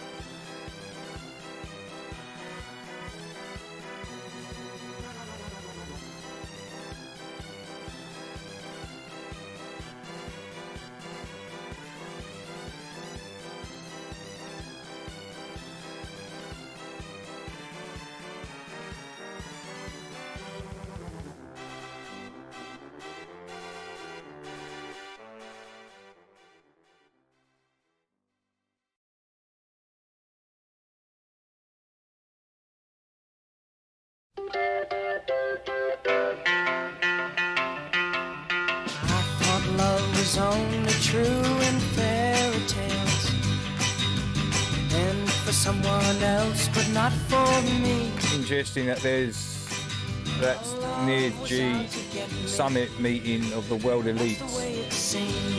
I always seem to be meeting up Nana, putting their nefarious fucking agendas into place, right? But they do. Meet up, go, right, we're going to implement this, just to cause more chaos, more disruption, more hatred, more division.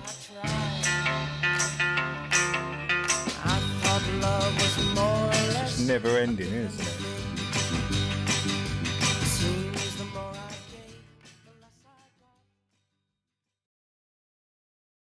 Primary waters, yeah. About 100 foot below, isn't it? He lost his channel? What?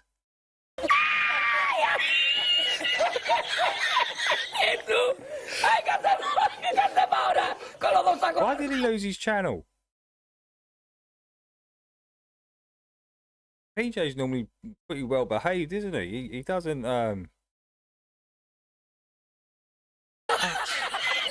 must have offended somebody. I mean,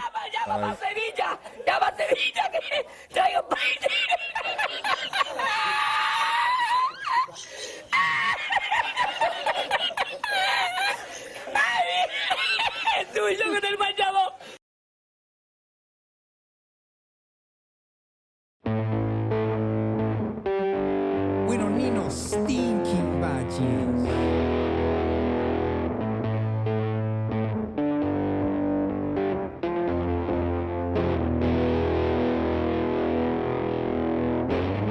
Just a little seed makes a big tree, standing on its own, thriving all alone.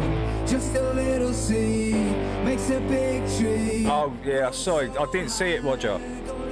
No, I didn't see it, Roger.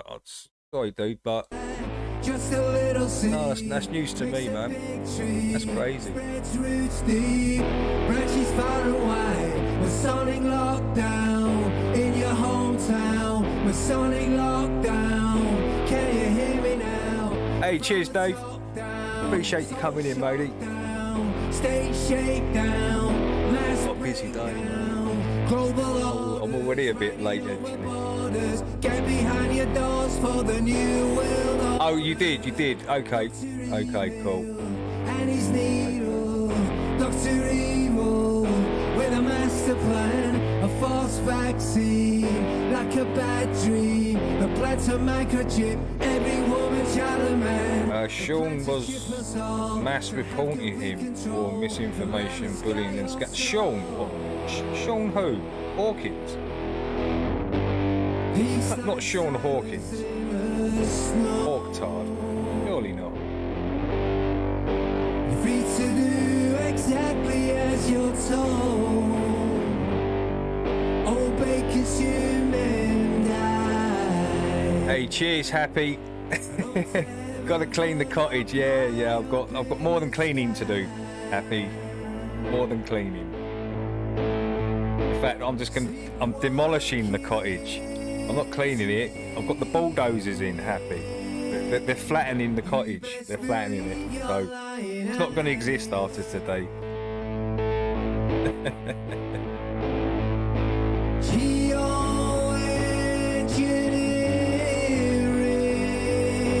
Making more than patterns in the sky. PJ lost his channel.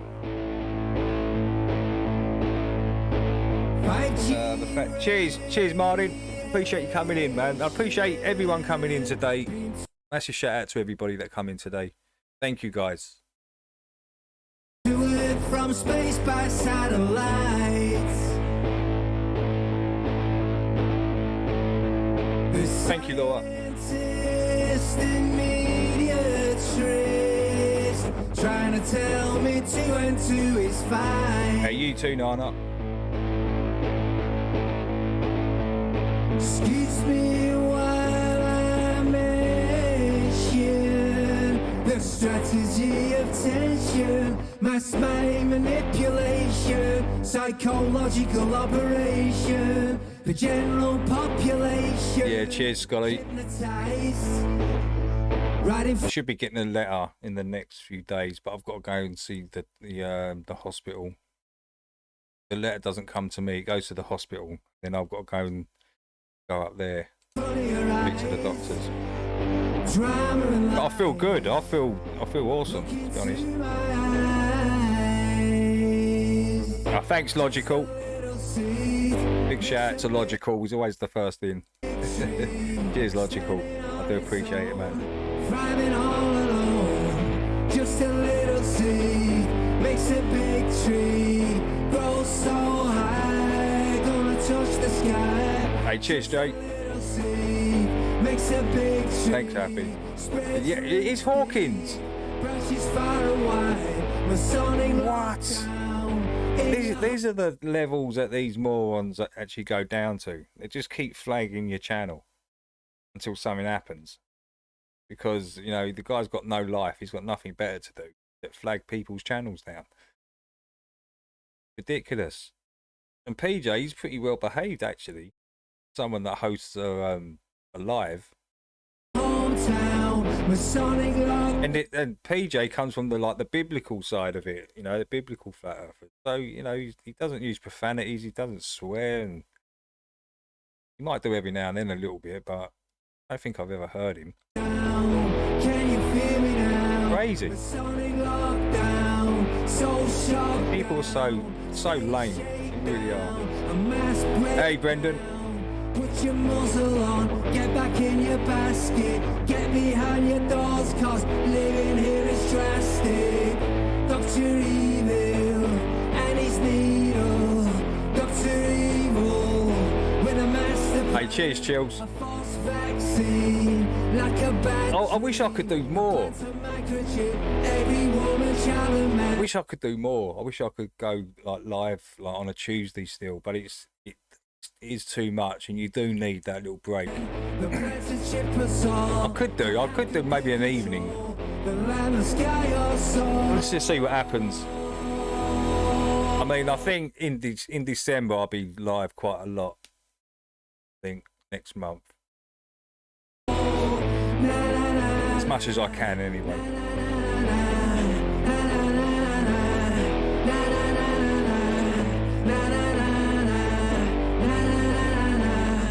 Yeah, and guess who the culprit is? Chills. Sean Hawkins. Going around flagging people.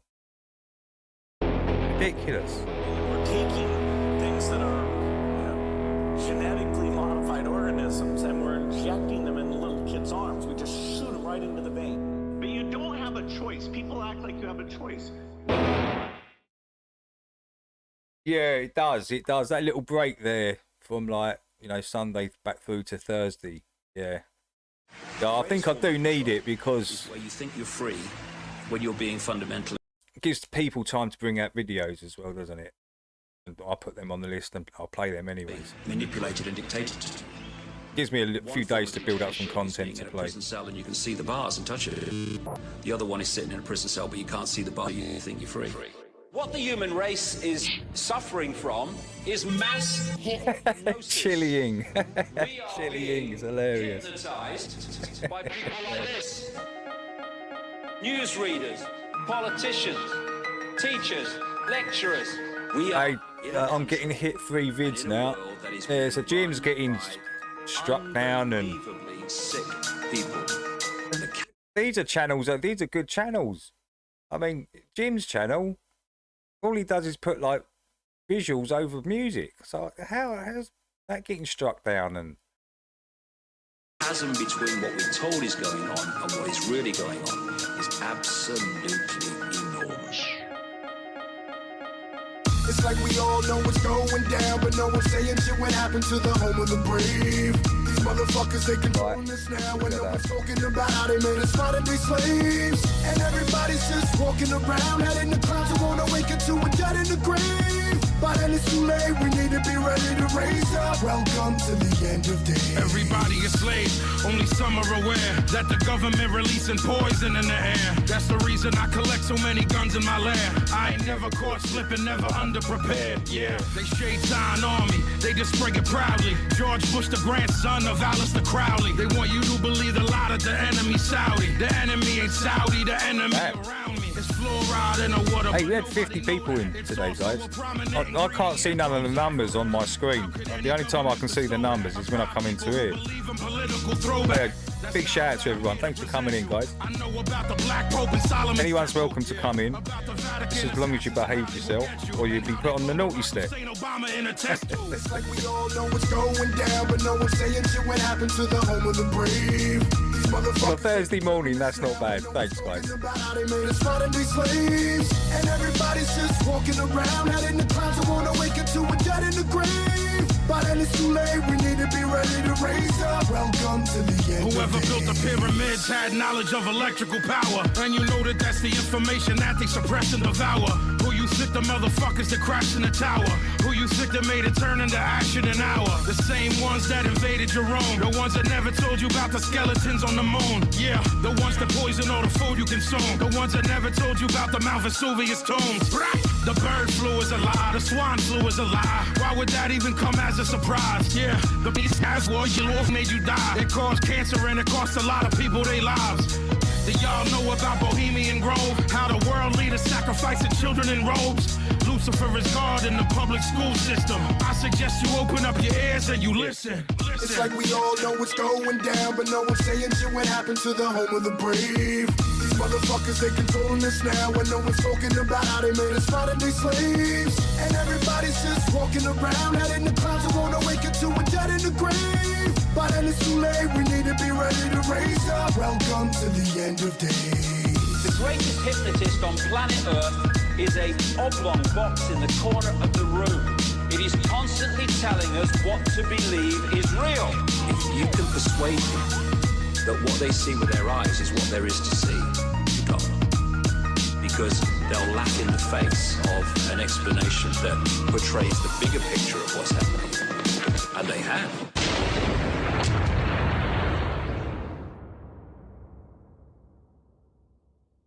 Is Chill still in the chat? Chill's still in the chat. Hold on.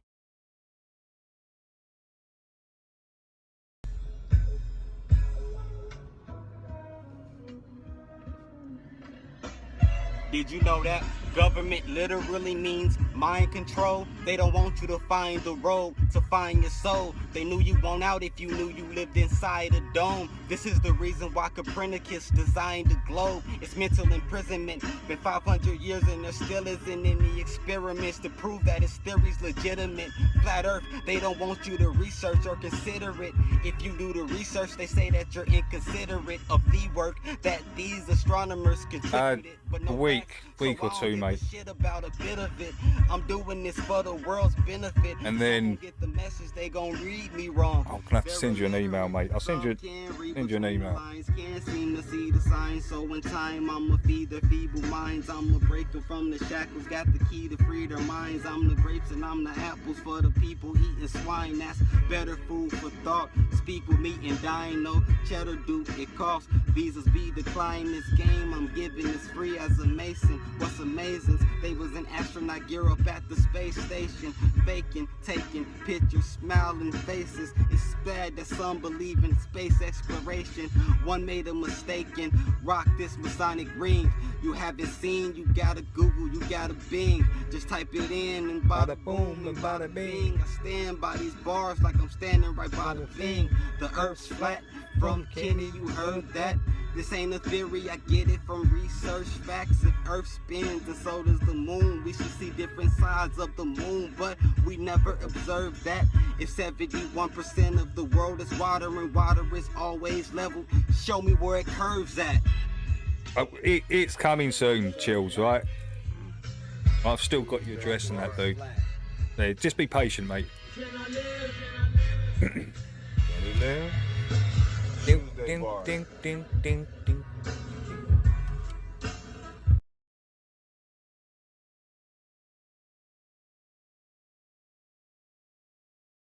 25 years I've been on the force. I've seen every kind of sick, depraved act known to humanity, and still, when I see a black man walk by who has more money than me, I want to vomit my gizzards right into the gutter. But why? Maybe there is no reason. Maybe there's just a big blue ball out there that's mostly covered with water and we're just going along for the ride. Such a weird intro from World, man. That first bit. Every day. I love it. I love this outro though. Big shout out to World Vat Curve. I ain't seen him in here for a little while, but yeah, World made this outro for me. Absolute quality. Dick in your ear and shut the fuck up, bitch. But anyway, we got your new K-Dot record. I know you in traffic. Where you at, baby? Down Rosecrans, 87 Regal, sipping on a gold can, gun tucked like the fetal position. Top dog coalition, coexisting with the codist, whoever quoted from California district. Been a corner like David Banner, I'm the owner of the marijuana aroma. You smelling, hit a donut, yelling, it's me, bitches. Who did it? I did it. Take them where they can't go. Like Planet Venus, leaning like a mad scientist. Laboratory bottles of empty Heineken, telling stories about the ones that came before me. Chinaman squinting inside because I'm blooded. Him, my shine is bigger than a striker lighting, and they like it him because I like to win, never lose. Put me on the pedal stool, bet I pedal victories until I pedal off my shoes. Welcome to the Lions Room, challenge anybody home. Wanna try they luck, they get fucked up and all you heard was ooh. Say hello to the little big homie, and your reality ain't realer than this, homie. Okie dokie.